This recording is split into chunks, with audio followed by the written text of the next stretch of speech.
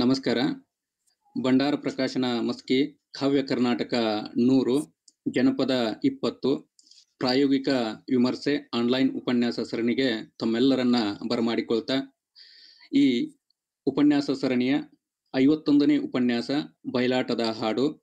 ಈ ವಿಷಯದ ಕುರಿತು ನಾಡಿನ ಖ್ಯಾತ ವಿಮರ್ಶಕರು, ಜನಪದ ಸಂಶೋಧಕರು, ಪ್ರಾಧ್ಯಾಪಕರು ಆದ ಡಾಕ್ಟರ್ ಕೆ.ಆರ್. ದುರ್ಗಾದಾಸ್ ಅವರು ಉಪನ್ಯಾಸವನ್ನ ಮಂಡಿಸಲಿದ್ದಾರೆ. ಅವರಿಗೆ ಭಂಡಾರ ಪ್ರಕಾಶನದ ವತಿಯಿಂದ ನಿಮ್ಮೆಲ್ಲರ ವತಿಯಿಂದ ಸ್ವಾಗತವನ್ನ ಬಯಸ್ತಾ ಇದ್ದೀನಿ. ಇದರ ಜೊತೆಗೆ ಈ ಉಪನ್ಯಾಸ ಸರಣಿಯ ಸಂಚಾಲಕರಾಗಿ ಕಾರ್ಯಕ್ರಮದಲ್ಲಿ ಉಪಸ್ಥಿತರಿರ್ತಕ್ಕಂಥ ಡಾಕ್ಟರ್ ಬಸವರಾಜ್ ಕೂಡಗುಂಟಿ ಗುರುಗಳಿಗೂ, ಅದೇ ರೀತಿ ಸಂಯೋಜಕರಾದ ಡಾಕ್ಟರ್ ಬಾಬುರಾಯ್ ದೊರೆ, ಮಧು ಬಿರಾದಾರ್ ಇವರಿಗೂ ಸಹ ಸ್ವಾಗತವನ್ನ ಕೋರ್ತೀನಿ. ಇದರ ಜೊತೆಗೆ ಕಾರ್ಯಕ್ರಮದ ಸಹ ಸಂಯೋಜಕರಾದ ಸೈಯದ್ ಮುಜೀಬ್ ಅಹಮದ್, ಡಾಕ್ಟರ್ ಬಸಯ್ಯ ಸ್ವಾಮಿ ಕರ್ಲಿಂಗ್ ನಾಟಿಕರ್ ಇವರಿಗೂ ಸಹ ಸ್ವಾಗತವನ್ನ ಬಯಸ್ತೇನೆ. ನನ್ನೆಲ್ಲ ಸಾಹಿತ್ಯ ಬಂಧುಗಳೇ, ಬಯಲಾಟದ ಹಾಡು ವಿಷಯದ ಕುರಿತು ಉಪನ್ಯಾಸ ನೀಡಲಿರುವ ಡಾಕ್ಟರ್ ಕೆ.ಆರ್. ದುರ್ಗಾದಾಸ್ ವಿಮರ್ಶಕರ ಸಂಕ್ಷಿಪ್ತ ಪರಿಚಯ. ಈ ಸಂಕ್ಷಿಪ್ತ ಪರಿಚಯವು ನನ್ನ ತಲೆಮಾರಿನ ಸಂಶೋಧಕರಿಗೆ, ಸಾಹಿತಿಗಳಿಗೆ ಅಗತ್ಯತೆ ಇದೆಂದು ನಾನು ಇವತ್ತು ಭಾವಿಸ್ತಾ ಇದ್ದೀನಿ. ಈ ಹಿನ್ನೆಲೆಯಲ್ಲಿ ಲೇಖಕ, ಸಂಶೋಧಕ, ವಿಮರ್ಶಕರು ಆದ ಕೆ.ಆರ್. ದುರ್ಗಾದಾಸ್ ಅವರು ಮೂಲತಃ ಬಳ್ಳಾರಿ ಜಿಲ್ಲೆಯ ಹೊಸಪೇಟೆ ತಾಲೂಕಿನ ರಾಮಸಾಗರದವರು. ಶಿಷ್ಟ ಮತ್ತು ಜನಪದ ಕ್ಷೇತ್ರಗಳಲ್ಲಿ ಗ್ರಾಮೀಣಾನುಭವಗಳನ್ನ ಮೈಗೂಡಿಸಿಕೊಂಡು ಬರೆಯುವ ಅವರು ಕರ್ನಾಟಕ ವಿಶ್ವವಿದ್ಯಾಲಯದಲ್ಲಿ ಪ್ರಾಧ್ಯಾಪಕರಾಗಿ, ಕಲಾ ನಿಕಾಯದ ಡೀನ್ ಆಗಿಯೂ ಹಾಗೂ ಕರ್ನಾಟಕ ವಿಶ್ವವಿದ್ಯಾಲಯ ಮೌಲ್ಯಮಾಪನ ವಿಭಾಗದ ಕುಲಸಚಿವರಾಗಿಯೂ ಕಾರ್ಯನಿರ್ವಹಿಸಿದ್ದಾರೆ. ಇದಷ್ಟೇ ಅಲ್ಲದೆ ಅವರು ಕನ್ನಡ ಸಾಹಿತ್ಯ ಲೋಕದಲ್ಲಿ ತಮ್ಮದೇ ಆದ ಛಾಪು ಮೂಡಿಸಿದ್ದಾರೆ.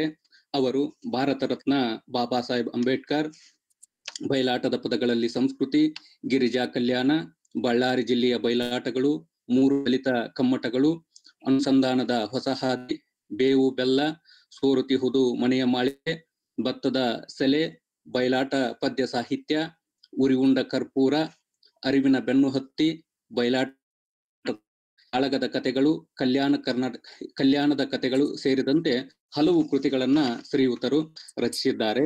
ಇವರ ಸಾಹಿತ್ಯ ಸೇವೆಯನ್ನ ಪರಿಗಣಿಸಿ ಕರ್ನಾಟಕ ಜನಪದ ಮತ್ತು ಯಕ್ಷಗಾನ ಅಕಾಡೆಮಿ ಪ್ರಶಸ್ತಿ, ಕನ್ನಡ ಪುಸ್ತಕ ಪ್ರಾಧಿಕಾರ ಪ್ರಶಸ್ತಿ, ಶರಣ ಪುರ್ಲಿಂಗ ಪೆದ್ದಿ ಪ್ರಶಸ್ತಿ, ಕರ್ನಾಟಕ ರಾಜ್ಯ ಪ್ರಶಸ್ತಿ ಸೇರಿದಂತೆ ಇನ್ನೂ ಹಲವು ಪ್ರಶಸ್ತಿಗಳನ್ನ ಶ್ರೀಯುತವರು ಪಡೆದುಕೊಂಡಿದ್ದಾರೆ. ಇಷ್ಟು ಈ ಗೌರವಾನ್ವಿತರ ಸಂಕ್ಷಿಪ್ತ ಪರಿಚಯ. ಸರ್, ತಮಗೆ ಮತ್ತೊಮ್ಮೆ ಸ್ವಾಗತವನ್ನ ಬಯಸಿ ತಮ್ಮ ಉಪನ್ಯಾಸ ಅನುವು ಮಾಡಿಕೊಡ್ತಾ ಇದ್ದೀನಿ. ದಯವಿಟ್ಟು ತಮ್ಮ ಉಪನ್ಯಾಸದ ಸವಿಯನ್ನ ಎಲ್ಲರಿಗೂ ಉಣಬಡಿಸಬೇಕಾಗಿ ಕೇಳ್ಕೊಳ್ತಾ ಇದ್ದೀನಿ. ಇದ್ರ ಜೊತೆಗೆ ಇನ್ನೊಂದು ಈ ಆಡಿಯನ್ಸ್ಗೆ ಕೇಳ್ಕೊಳ್ತಕ್ಕಂಥದ್ದು ಏನು ಅಂತಂದ್ರೆ, ಆಡಿಯನ್ಸ್ ತಮ್ಮ ಆಡಿಯೋ ಮತ್ತು ವಿಡಿಯೋವನ್ನ ಮ್ಯೂಟ್ ಮಾಡಬೇಕು ಕಂಪಲ್ಸರಿ. ಜೊತೆಗೆ ಪ್ರಶ್ನೆಗಳನ್ನ ಚಾಟ್ ಬಾಕ್ಸ್ ನಲ್ಲಿ ಹಾಕಬೇಕು. ಅದಕ್ಕೆ ನಂತರದಲ್ಲಿ ಪ್ರತಿಕ್ರಿಯಿಸಲಾಗ್ತದೆ. ಜೊತೆಗೆ ಕೊನೆಗೆ ಕೆಲವು ಸಮಯ ನಿಮ್ಗೆ ಪ್ರಶ್ನೆಗಳಿಗೆ ಅವಕಾಶವನ್ನು ಮಾಡಿಕೊಡಲಾಗುತ್ತದೆ. ಇಷ್ಟು ಸೂಚನೆಗಳಾಗಿ ಇಲ್ಲಿ ಹೇಳಲಾಗುತ್ತದೆ. ಸರ್, ದಯವಿಟ್ಟು ಈಗ ತಮ್ಮ ಉಪನ್ಯಾಸವನ್ನ ಪ್ರಾರಂಭಿಸಬೇಕು.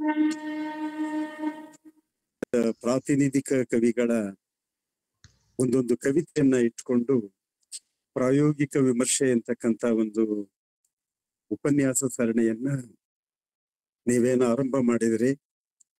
ಇದೊಂದು ಒಳ್ಳೆಯದಾದಂತ ಒಂದು ಪ್ರಯೋಜನಕಾರಿಯಾದಂತ ಒಂದು ಕಾರ್ಯಕ್ರಮ ಅಂತ ನಾನು ತಿಳ್ಕೊಂಡಿದ್ದೀನಿ.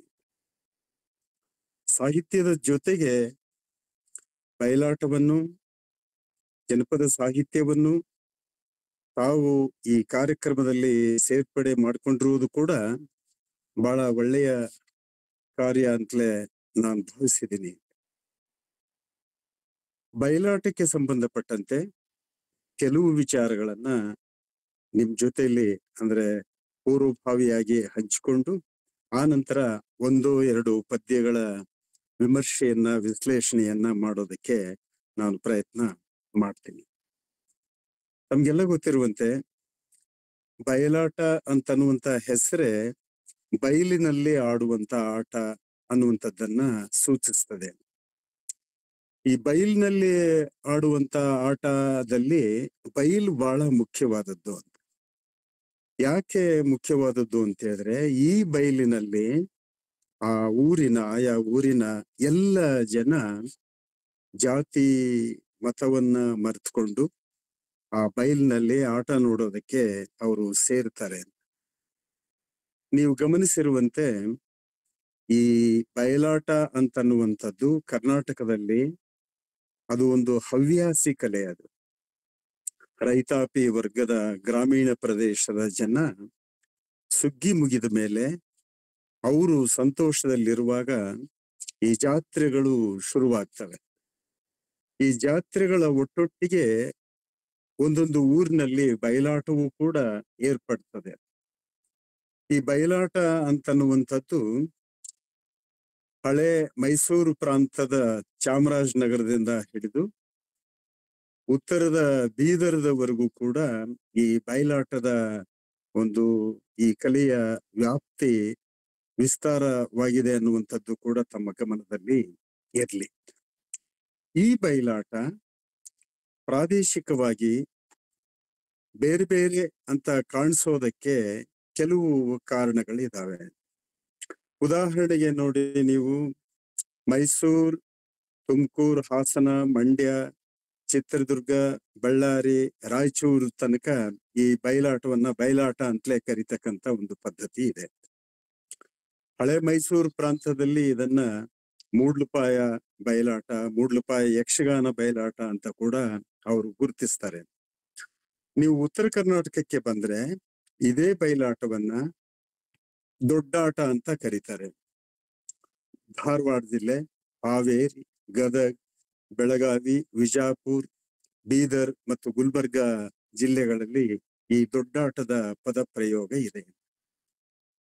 ಇದನ್ನ ದೊಡ್ಡಾಟ ಅಂತಲೇ ಕರೆಯೋದಕ್ಕೂ ಕೂಡ ಬಹಳ ಮುಖ್ಯವಾದಂತ ಇನ್ನೊಂದು ಕಾರಣ ಏನು ಅಂತ ಹೇಳಿದ್ರೆ, ಈ ಪ್ರದೇಶದಲ್ಲಿ ಸಣ್ಣಾಟ ಎಂತಕ್ಕಂತಹ ಮತ್ತೊಂದು ಬಯಲಾಟದ ಪ್ರಕಾರ ಕೂಡ ಈ ಪ್ರದೇಶದಲ್ಲಿ ಬೆಳೆದಿರುವಂತದ್ದನ್ನ ನೀವು ಗಮನಿಸಬಹುದು ಅಂತ. ನೋಡಿ, ಸಣ್ಣಾಟದ ಪ್ರಕಾರದಲ್ಲಿ ರಾಧಾನಾಟ ಇದೆ, ಸಂಗ್ಯಾಬಾಳ್ಯ ಆಟ ಇದೆ, ಮತ್ತೆ ಇದ್ರ ಜೊತೆಗೆ ಬಸವಂತ ಬಲವಂತ ಇತ್ಯಾದಿ ಇತ್ಯಾದಿ ಬೇರೆ ಬೇರೆ ಸಣ್ಣ ಆಟಗಳು ಕೂಡ ಇದಾವೆ. ಸಂಗ್ಯಾಬಾಳ್ಯವಂತೂ ನಡೆದು ಹೋದಂತ ಘಟನೆಯನ್ನ ಇಟ್ಕೊಂಡು ಆಟ ಮಾಡಿದಂತಹ ಒಂದು ಪ್ರಯತ್ನವನ್ನ ನೀವು ಬೆಳಗಾವಿ ಜಿಲ್ಲೆಯಲ್ಲಿ ನೀವು ಕಾಣ್ತೀರಿ ಅಂತ. ಇದ್ರ ಜೊತೆಗೆ ಶ್ರೀಕೃಷ್ಣ ಪಾರಿಜಾತದಂತಹ ಮತ್ತೊಂದು ರಂಗ ಪ್ರಕಾರವೂ ಕೂಡ ಉತ್ತರ ಕರ್ನಾಟಕ ಪ್ರದೇಶದಲ್ಲಿ ಇದೆ. ಉತ್ತರ ಕರ್ನಾಟಕ ಹಾಗೆ ನೋಡ್ಕೊಂಡ್ರೆ ಬಯಲಾಟದಲ್ಲಿ ಬೇರೆ ಬೇರೆ ಪ್ರಯೋಗಗಳನ್ನ ನಡೆಸಿದಂತಹ ಒಂದು ಪ್ರದೇಶ ಅಂತ ನಾವು ಗುರುತಿಸ್ಬೋದು. ಅದಿರ್ಲಿ, ಈ ಬಯಲಾಟ ಅಂತನ್ನುವಂಥದ್ದು ತಮ್ಗೆಲ್ಲ ಗೊತ್ತಿರುವಂತೆ ಇದೊಂದು ಸಂಕೀರ್ಣವಾದಂತಹ ಒಂದು ಕಲೆ. ಇದರಲ್ಲಿ ಸಂಗೀತ ಇದೆ, ಸಾಹಿತ್ಯ ಇದೆ, ಕುಣಿತ ಅಥವಾ ಅಭಿನಯ ಇದೆ, ವೇಷಭೂಷಣಗಳು ಕೂಡ ಇದ್ರ ಜೊತೆಗೆ ಸೇರ್ಕೊಂಡಿದ್ದಾವೆ.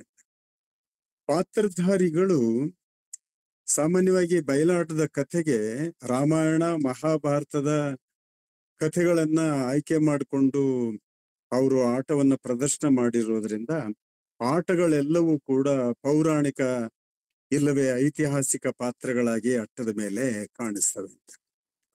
ಪ್ರೇಕ್ಷಕರಿಗೂ ಮತ್ತು ಪಾತ್ರಧಾರಿಗಳಿಗೂ ನಡುವೆ ಸೇತುವೆಯಾಗಿ ಸಾರಥಿ ಪಾತ್ರ ಇರ್ತದೆ ಅಂತ.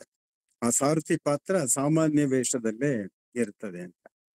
ಇದ್ರ ಜೊತೆಗೆ ಇಡೀ ಕಥೆಯನ್ನ ಮುನ್ನಡೆಸೋದಕ್ಕೆ ಮೇಳ ಇರ್ತದೆ ಅಂತ. ಅದು 5-6 ಜನರ ಒಂದು ಗುಂಪಿನಿಂದ ಕೂಡಿರ್ತಕ್ಕಂತ ಈ ಮೇಳ, ಅದು ಮುಖ್ಯವಾಗಿ ಮುಂದೆ ಹಾಡತಕ್ಕಂತಹ ಮುಮ್ಮೇಳ ಹಾಡುಗಾರ ಮತ್ತು ಹಿಂದೆ ಅದನ್ನ ಅನುಸರಿಸ್ತಕ್ಕಂತ ಹಿಮ್ಮೇಳ ಹಾಡುಗಾರರು ಕೂಡ ಈ ಆಟದಲ್ಲಿ ಇರ್ತಾರೆ. ಮೊದಲಿಗೆ ಆಟವೆಲ್ಲ ಪದ್ಯಗಳ ರೂಪದಲ್ಲೇ ಇತ್ತು ಅನ್ನುವಂಥದ್ದನ್ನ ಈ ಕ್ಷೇತ್ರದಲ್ಲಿ ಸಂಶೋಧನೆ ಮಾಡಿದಂತ ಕಂಬಾರ್ ಅಂತವ್ರು, ಸುಂಕಾಪುರ್ ಅಂತವ್ರು, ಲಟ್ಟೆ ಅಂತವ್ರು ಈ ಅಭಿಪ್ರಾಯಕ್ಕೆ ಬಂದಿದ್ದಾರೆ ಅಂತ. ಮೊದ್ಲಿಗೆ ಹಾಡಿನ ಒಂದು ಗುಚ್ಛವೇ ಬಯಲಾಟದ ಕತೆ ಅಂತ ಅನ್ಸ್ಕೊಳ್ತಾ ಇತ್ತು. ಅದಕ್ಕೆ ಬರ್ತಾ ಬರ್ತಾ ಸಂಭಾಷಣೆಗಳು ಸೇರ್ಕೊಂಡು ಕೂಡ ಅದು ಗದ್ಯ ಮತ್ತು ಪದ್ಯ ಮಿಶ್ರಿತವಾದಂತಹ ಚಂಪುವನ್ನು ಹೋಲ್ತಕ್ಕಂತಹ ಒಂದು ರಂಗಕೃತಿಯಾಗಿ ಬಯಲಾಟದ ಕಥೆ ಅಂತನ್ನುವಂಥದ್ದು ನಮ್ಮೆದುರಿಗೆ ಇದೆ. ಬಯಲಾಟದ ಹಾಡುಗಳು ಕೂಡ ಬೇರೆ ಬೇರೆ ರೂಪದಲ್ಲಿ ಇದಾವೆ ಅಂತ. ನೀವು ಬಯಲಾಟದಲ್ಲಿ ಹಿಮ್ಮೇಳ ಹಾಡ್ತಕ್ಕಂತ ಹಾಡುಗಳು ಬೇರೆ ಇರ್ತವೆ, ಆಯಾ ಪಾತ್ರಧಾರಿ ಹಾಡ್ತಕ್ಕಂತ ಹಾಡುಗಳು ಕೂಡ ಬೇರೆ ಬೇರೆ ಇರ್ತವೆ ಅಂತ. ಈ ಮೇಳ ಹಾಡ್ತಕ್ಕಂತಹ ಪದ್ಧತಿನೇ ಬಯಲಾಟದಲ್ಲಿ ಪ್ರಾಚೀನವಾದಂತ ಪದ್ಧತಿ ಅಂತನ್ನುವಂಥದ್ದನ್ನು ಕೂಡ ನಾವು ನೋಡ್ತೀವಿ ಅಂತ. ಯಾಕೆ ಈ ಮಾತನ್ನ ಹೇಳ್ತಾ ಇದ್ದೀನಿ ಅಂತ ಹೇಳಿದ್ರೆ, ಇಡೀ ಕಥೆಯನ್ನ ಮುನ್ನಡೆಸಿಕೊಂಡು ಹೋಗುವಂಥದ್ದು ಈ ಮೇಳ. ಇದು ನೀವು ಗ್ರೀಕ್ ನಾಟಕಗಳಲ್ಲಿ ಕಂಡು ಬರ್ತಕ್ಕಂಥ ಮೇಳಕ್ಕೂ ಕೂಡ ಇದನ್ನ ಹೋಲಿಸಬಹುದು ಅಂತ. ಮೇಳದ ಒಂದು ಕೆಲಸ ಏನು ಅಂತ ಹೇಳಿದ್ರೆ, ಕಥೆಯನ್ನ ಆರಂಭದಿಂದ ಹಿಡಿದು ಮಧ್ಯ ಮತ್ತು ಕೊನೆಯವರೆಗೆ ಇಡೀ ಆಟವನ್ನ ನಡೆಸ್ಕೊಂಡು ಹೋಗ್ತದೆ. ನಡುವೆ ಒಮ್ಮೊಮ್ಮೆ ರಂಗದಲ್ಲೇ ಪ್ರವೇಶ ತಗೊಂಡು ಒಂದೊಂದು ಸನ್ನಿವೇಶದಲ್ಲಿ ಅದು ಪ್ರವೇಶ ಪಡೆದು ಪ್ರೇಕ್ಷಕರ ಜೊತೆಯಲ್ಲಿ ಸಂಭಾಷಣೆ ಮಾಡ್ತದೆ. ಆ ಕಥೆಯನ್ನ ಪ್ರೇಕ್ಷಕರಿಗೆ ವಿವರಿಸ್ತಕ್ಕಂತ, ಅಪ್ಡೇಟ್ ಮಾಡತಕ್ಕಂತಹ ಒಂದು ಕೆಲಸವನ್ನು ಕೂಡ ಈ ಬಯಲಾಟದಲ್ಲಿ ಮೇಳ ಅನ್ನುವಂಥದ್ದು ಮಾಡ್ತದೆ ಅಂತ. ಸೊ ಮೇಳದ ಹಾಡುಗಾರಿಕೆ ಅದು ಪ್ರದೇಶದಿಂದ ಪ್ರದೇಶಕ್ಕೆ ಭಿನ್ನವಾಗಿರ್ತದೆ ಅನ್ನುವಂಥದ್ದು ಕೂಡ ನಿಮಗೆ ತಿಳಿದಿರ್ಲಿ ಅಂತ. ಯಾಕೆ ಈ ಮಾತನ್ನ ಹೇಳ್ತಾ ಇದ್ದೀನಿ ಅಂತ ಹೇಳಿದ್ರೆ, ಆಯಾ ಪ್ರದೇಶದ ಕಲಾವಿದರು ಏನಿದಾರಲ್ಲ, ಬಯಲಾಟದ ಕಲಾವಿದರು, ಬಯಲಾಟದ ಆಸಕ್ತರು ತಮ್ಮ ತಮ್ಮ ಪ್ರದೇಶಕ್ಕೆ ಅನುಗುಣವಾಗ್ತಕ್ಕಂತ ರೀತಿಯಲ್ಲಿ ಈ ಬಯಲಾಟದ ಕಥೆಯನ್ನ ರಚನೆ ಮಾಡಿಟ್ಕೊಂಡಿರ್ತಾರೆ ಅಂತ. ಸೊ ಹೀಗಾಗಿ ಸ್ಥಳೀಯವಾದಂತಹ ಕವಿಗಳೆಲ್ಲ ಬಯಲಾಟವನ್ನ ರಚನೆ ಮಾಡಿದಂತಹ ಒಂದು ಪ್ರಯತ್ನವನ್ನ ನಾವು ನೋಡ್ತೀವಿ. ಹಳೆ ಮೈಸೂರು ಪ್ರಾಂತದಲ್ಲಿ ಬಯಲಾಟ ರಚನೆ ಮಾಡಿದಂತಹ ಕವಿಗಳಿದ್ದಾರೆ.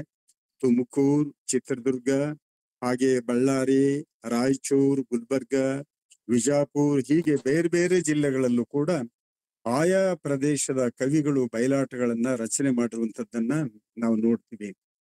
ಮೇಲ್ನೋಟಕ್ಕೆ ಬಯಲಾಟ ರಾಮಾಯಣ ಮಹಾಭಾರತದ ಆಖ್ಯಾನಗಳನ್ನೇ ಅದು ತಗೊಂಡಿದೆ ಅಂತ ನಮ್ಗೆ ಅನಿಸಿದಾಗ್ಲೂ ಕೂಡ ಒಂದೊಂದು ಪ್ರದೇಶದ ಬಯಲಾಟದ ಹಸ್ತಪ್ರತಿ ಏನಿದೆಯಲ್ಲ, ಅದು ಮತ್ತೊಂದು ಪ್ರದೇಶದ ಹಸ್ತಪ್ರತಿಗಿಂತ ಭಿನ್ನವಾಗಿರ್ತದೆ ಅಂತ. ಇದಕ್ಕೆ ಕಾರಣಗಳು ಕೂಡ ಸ್ಪಷ್ಟ. ಆಯಾ ಪ್ರದೇಶದ ಕಲಾವಿದರು ಏನಿದಾರಲ್ಲ, ಆ ಕಲಾವಿದರು ಪುರಾಣದ ಕಥೆಯನ್ನೇ ತಮ್ಮ ಜನಜೀವನಕ್ಕೆ ಒಗ್ಗುವಂತ ರೀತಿಯಲ್ಲಿ ಅದನ್ನ ಪುನರ್ರಚನೆ ಮಾಡಿಟ್ಕೊಂಡಿರ್ತಾರೆ ಅಂತ. ಆಟದಲ್ಲಿ ಇಡೀ ಕತೆ ಮುಖ್ಯ ಆಗೋದೇ ಇಲ್ಲ ಅಂತ. ಒಂದೊಂದು ಕತೆ ಆಯಾ ಪ್ರದೇಶದ ಜನಜೀವನವನ್ನ ಆಧರಿಸಿ ರಚನೆ ಮಾಡಿಟ್ಕೊಂಡಿರ್ತದೆ ಅಂತ ಹೇಳಿದ್ನಲ್ಲ, ಹಾಗೆಯೇ ಅಲ್ಲಿನ ದೃಶ್ಯಗಳು, ಸಭಾಗಳು ಕೂಡ ಅದೇ ಹಿನ್ನೆಲೆಯಲ್ಲೇ ಬರ್ತವೆ ಅಂತ. ಉದಾಹರಣೆಗೆ ನೀವು ದ್ರೌಪದಿ ವಸ್ತ್ರಾಪಹರಣದಂತ ಬಳ್ಳಾರಿ ಜಿಲ್ಲೆಯಲ್ಲಿ ಬಹಳ ಪ್ರಸಿದ್ಧಿಯಾಗಿರ್ತಕ್ಕಂಥ ಕಥೆಯನ್ನೇ ನೀವು ತಗೊಂಡು ನೋಡ್ಬೋದು. ಅಲ್ಲಿ ಮೊದಲಿಗೆ ಕೌರವನ ಸಭೆ ಬರ್ತದೆ. ಅದಕ್ಕೂ ಪೂರ್ವದಲ್ಲಿ ನಾವೇನು ಗಣಸ್ತುತಿ ಇರ್ತದೆ, ಕೆಲವು ಕಡೆ ಬಾಲಕೃಷ್ಣ ಬರ್ತಾನೆ, ಕೆಲವು ಕಡೆ ಗಣೇಶನನ್ನೇ ಸ್ಟೇಜ್ ಮೇಲೆ ತರ್ತಕ್ಕಂತ ಒಂದು ಪ್ರಯತ್ನ ಇದೆ. ಅದೆಲ್ಲ ಪೂರ್ವ ರಂಗದಲ್ಲಿ ಕಾಣಿಸ್ಕೊಳ್ತಕ್ಕಂಥದ್ದು ಅಂತ. ಅದ ನಂತರ ಜೂಜಾಟದ ಪ್ರಸಂಗ ಬರ್ತದೆ. ಜೂಜಾಟಕ್ಕೆ ಧರ್ಮರಾಯನನ್ನ ಕರೀಲಿಕ್ಕೆ ದೂತನನ್ನ ಕಳಿಸ್ಕೊಡ್ಲಾಗ್ತಾ ಇದೆ. ಸೊ ಈ ಜೂಜಾಟ ಅಂತನ್ನುವಂಥದ್ದು ಜನಗಳ ದೃಷ್ಟಿಯಲ್ಲಿ ಅದೊಂದು ಕೆಟ್ಟದಾದಂತಹ ಕೆಲಸ ಅಂತ, ಅದು ಒಳ್ಳೆಯದಲ್ಲ ಅಂತ.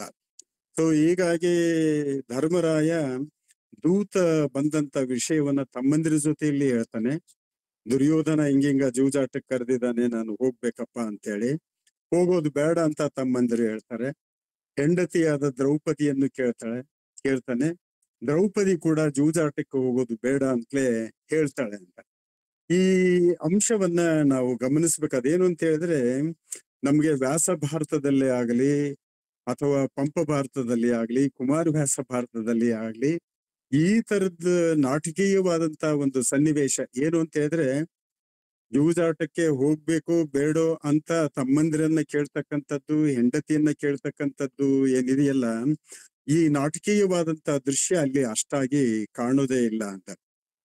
ಆದ್ರೆ ಜನಪದರಲ್ಲಿ ಯಾವುದೇ ಒಂದು ಕೆಲಸ ಮಾಡುವಾಗ ಮನೆಯಲ್ಲಿ ಉಳಿದ ಸದಸ್ಯರ ಜೊತೆಯಲ್ಲಿ ಮಾತಾಡಿಕೊಂಡು ಅವರ ಅಭಿಪ್ರಾಯವನ್ನು ಪಡೆದುಕೊಳ್ತಕ್ಕಂತ ಒಂದು ಪದ್ಧತಿ ಜನಪದರಲ್ಲಿ ಇವತ್ತಿಗೂ ಕೂಡ ಇರೋದನ್ನ ನಾವು ಗಮನಿಸ್ತೀವಿ.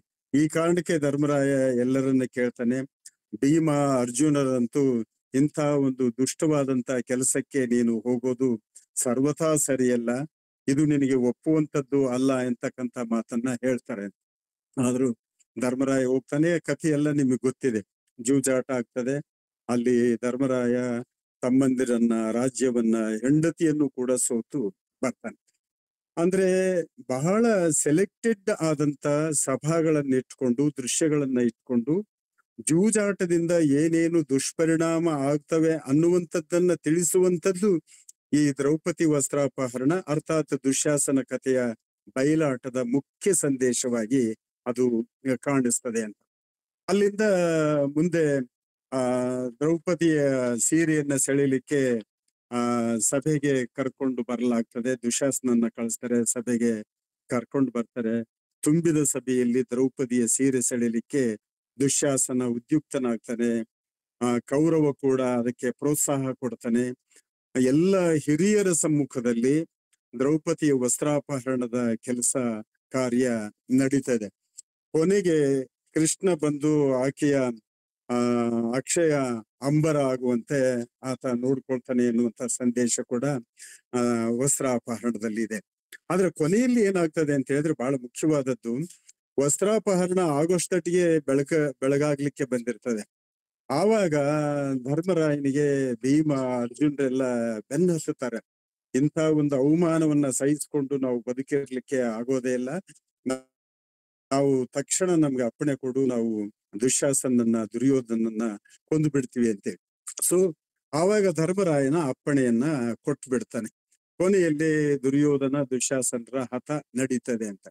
ನಮಗೂ ನಿಮ್ಗೂ ಗೊತ್ತಿರುವಂತೆ ದುಶ್ಯಾಸನ ದುರ್ಯೋಧನರ ನಡುವೆ ಯುದ್ಧ ನಡೆಯೋದು ಕುರುಕ್ಷೇತ್ರದ ಸಂದರ್ಭದಲ್ಲಿ. ಆದ್ರೆ ಜನಪದರು ಆ ಕಥೆಯನ್ನ ಹೇಗೆ ತಮ್ಮ ಜೀವನಕ್ಕೆ ತಕ್ಕಂತೆ ಒಗ್ಗಿಸ್ಕೊಂಡಿದ್ದಾರೆ ಅಂತ ಹೇಳಿದ್ರೆ, ಕೆಟ್ಟದ್ದನ್ನ ಮಾಡಿದಂತವನಿಗೆ ತಕ್ಕ ಶಾಸ್ತಿ ಆಗ್ಬೇಕು ಎಂತಕ್ಕಂಥದ್ದು ಜನಪದರ ಒಂದು ನಂಬಿಕೊಂಡು ಬಂದಂತ ಒಂದು ಮೌಲ್ಯ. ಅದೇ ಪ್ರಕಾರ ಅದು ಕೊನೆಯಲ್ಲಿ ದುಶ್ಯಾಸನ ಮತ್ತು ದುರ್ಯೋಧನರ ಹತ ಆಗ್ತದೆ. ಯಾವ ಕಥೆಯನ್ನು ತಗೊಂಡ್ರು ಕೂಡ ಹೀಗೆ ಸೆಲೆಕ್ಟ್ ಆಗ್ತಕ್ಕಂತ ದೃಶ್ಯಗಳನ್ನ ಇಟ್ಕೊಂಡು ಜನಪದರು ಬಯಲಾಟಗಳನ್ನ ರಚನೆ ಮಾಡ್ಕೊಂಡಿದ್ದಾರೆ ಅಂತ.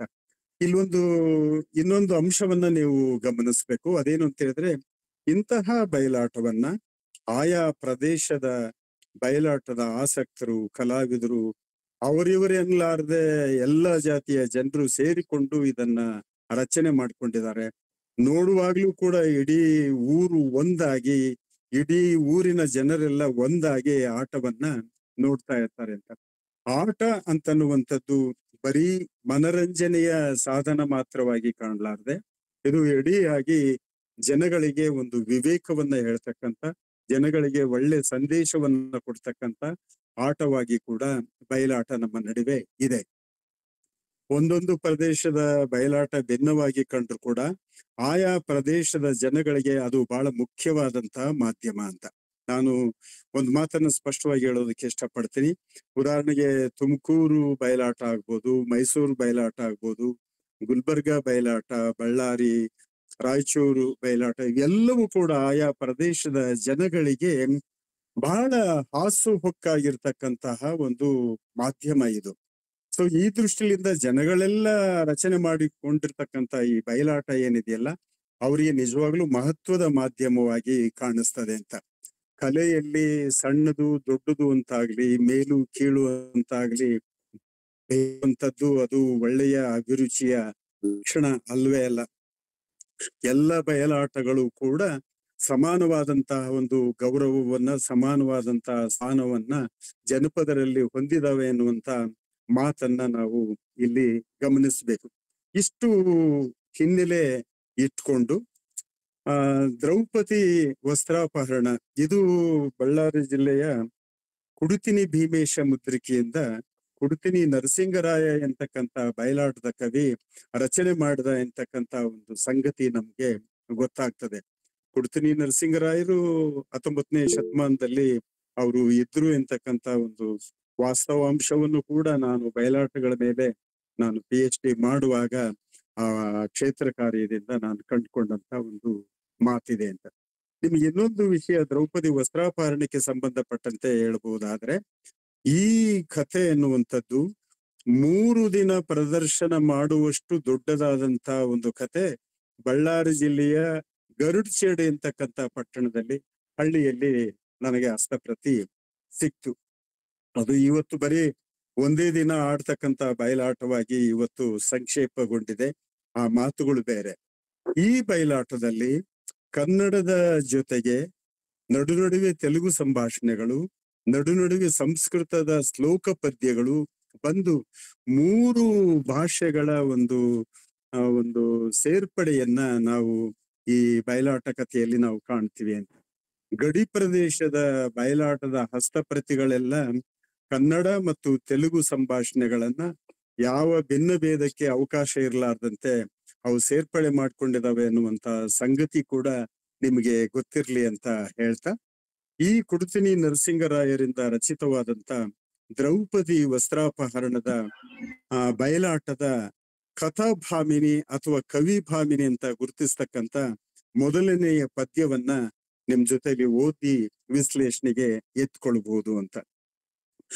ಬಯಲಾಟ ಹಸ್ತಪ್ರತಿಯಲ್ಲಿ ಕಥಾಭಾಮಿನಿ ಅಥವಾ ಕವಿಭಾಮಿನಿ ಅಂತಕ್ಕಂಥ ಷಟ್ಪದಿಯಲ್ಲಿಯೇ ರಚನೆಯಾಗಿರ್ತಕ್ಕಂಥ ಪದ್ಯ ಇರ್ತದೆ ಅಂತ. ಇದು ಇವತ್ತಿನ ಬಹಳಷ್ಟು ಬಯಲಾಟ ಹಸ್ತಪ್ರತಿಗಳಲ್ಲಿ ಈ ಕವಿಭಾಮಿನಿ ಅಥವಾ ಕಥಾಭಾಮಿನಿ ಕಾಣ್ಸಿಗೋದಿಲ್ಲ. ಕೆಲವು ಹಸ್ತಪ್ರತಿಗಳಲ್ಲಿ ಅದು ಕಾಣ್ಸಿಗ್ಬೋದು. ಆಟದ ಪ್ರದರ್ಶನದಲ್ಲೂ ಕೂಡ ಈ ಹಾಡನ್ನ ಹಾಡೋದಿಲ್ಲ. ಈ ಹಾಡಿನ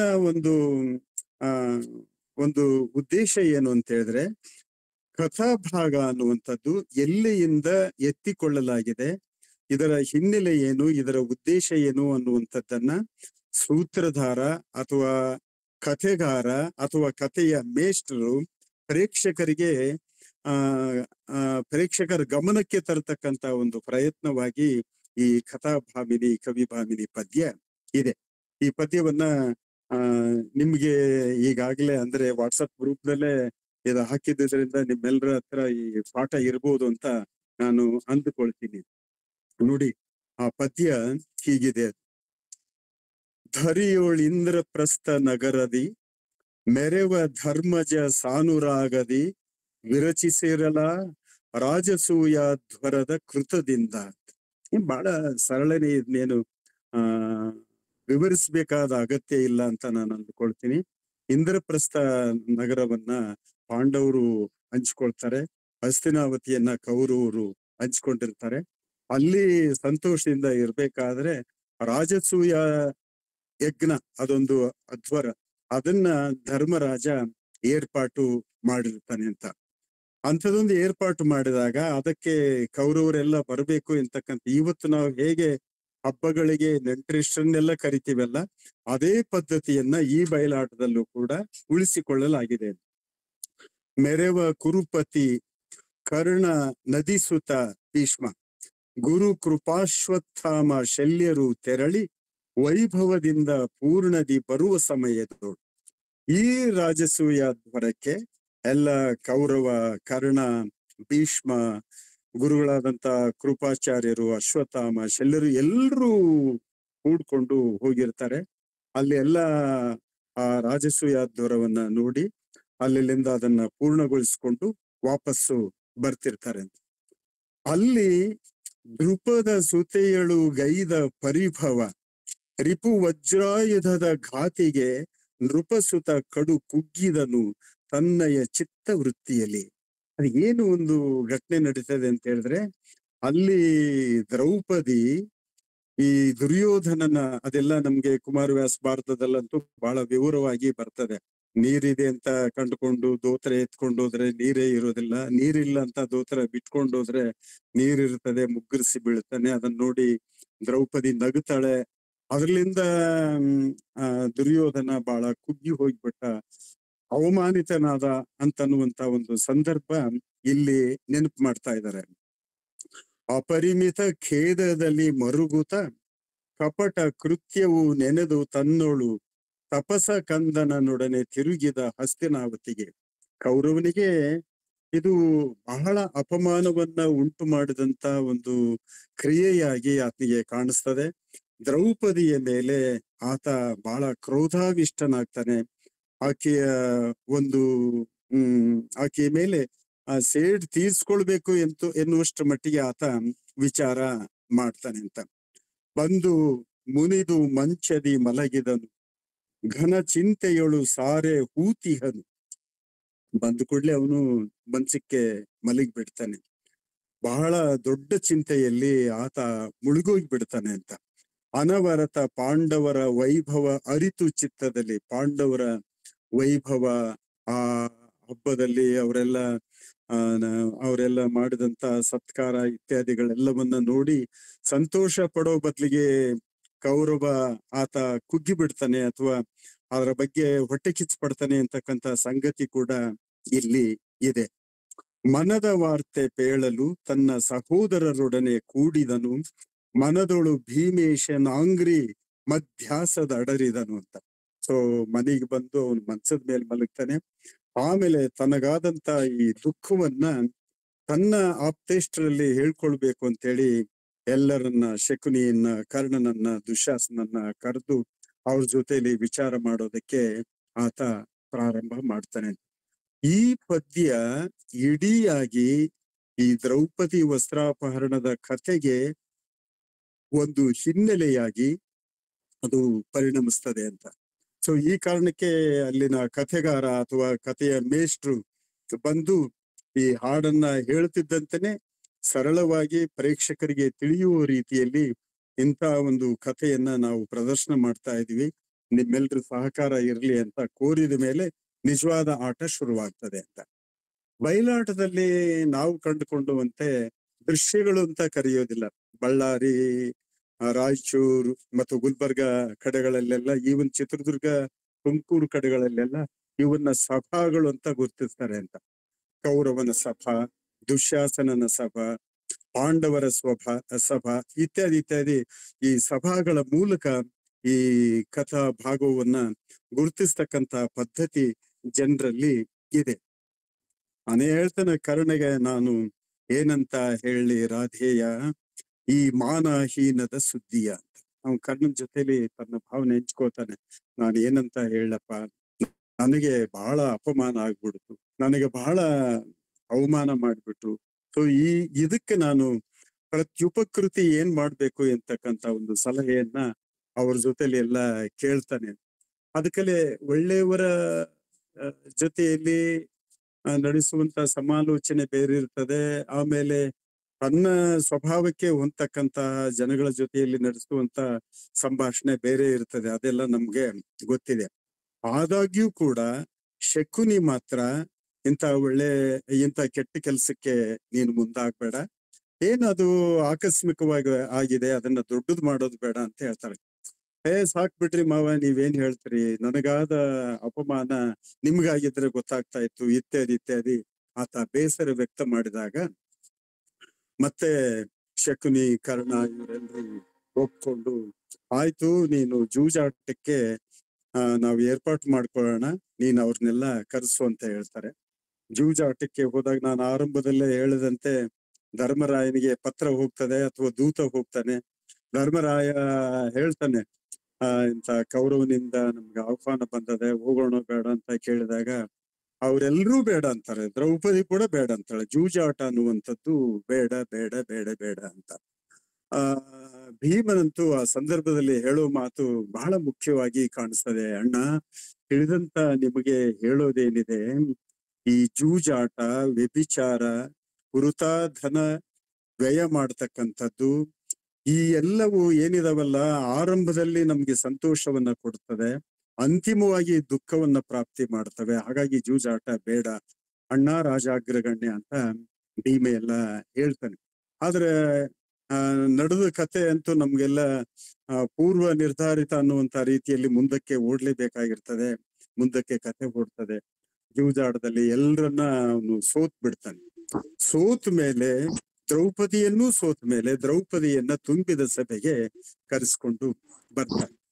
ಆ ಸಂದರ್ಭದಲ್ಲಿ ಒಂದು ದೊಡ್ಡ ಹಾಡೇ ಇದೆ. ಅಂದ್ರೆ ಸುಮಾರು ಪ್ರತಿ ಹಾಡಿನಲ್ಲಿ 3 ಚರಣಗಳು, 1 ಪಲ್ಲವಿ, ಕೊನೆಯಲ್ಲಿ ಅಂಕಿತ ಅಂತ ಹೀಗೆ ಕೀರ್ತನೆಗಳನ್ನ ಹೋಲ್ತಕ್ಕಂತ ಒಂದು ಹಾಡಿನ ಪದ್ಧತಿ ಬಯಲಾಟದಲ್ಲಿ ಇರ್ತದೆ. ಆದ್ರೆ ಈ ನಾವೇನ್ ಇವತ್ತು ಚರ್ಚೆಗೆ ಎತ್ಕೊಂಡಿದೀವಲ್ಲ, ಇದು 5 ಚರಣಗಳಿಂದ ಕೂಡಿದೆ. ಒಂದೊಂದು ಚರಣದಲ್ಲಿ 3 ಸಾಲು 4 ಸಾಲು ಇರ್ತಕ್ಕಂತ ಈ ಚರಣ ಇರ್ತದೆ.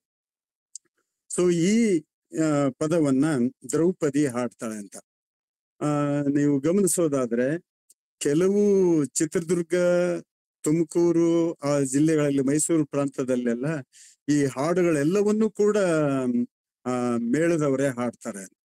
ಆದ್ರೆ ಬಳ್ಳಾರಿ ಜಿಲ್ಲೆಯಲ್ಲಿ ಮತ್ತು ರಾಯಚೂರಿನಲ್ಲಿ ಕೆಲ ಮಟ್ಟಿಗೆ ಈ ಹಾಡುಗಳನ್ನ ಪಾತ್ರಧಾರಿಗಳು ಹಾಡ್ತಕ್ಕಂತ ಪದ್ಧತಿ ಕೂಡ ಕೆಲವು ಕಡೆ ಇದೆ.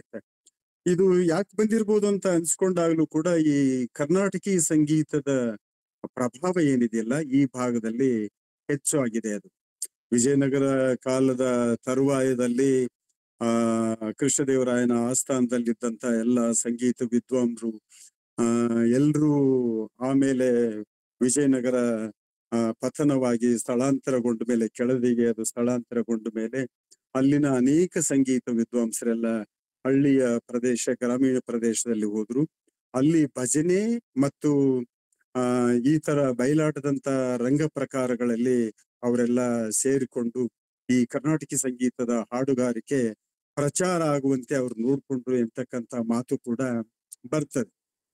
ಅದೇನೇ ಇರ್ಲಿ, ಈ ಭಾಗದಲ್ಲಿ ಹೆಸರಾಂತ ಪುರುಷ ಸ್ತ್ರೀ ಪಾತ್ರಧಾರಿಗಳು ಬಳ್ಳಾರಿ ಭಾಗದಲ್ಲಿ 7 ಬೆಂಚೆ ಕೊಟ್ರಪ್ಪನವ್ರಂತ ಬಹಳ ಹೆಸರಾಂತ ವಿದ್ವಾಂಸರು ಆಗಿ ಹೋದ್ರು.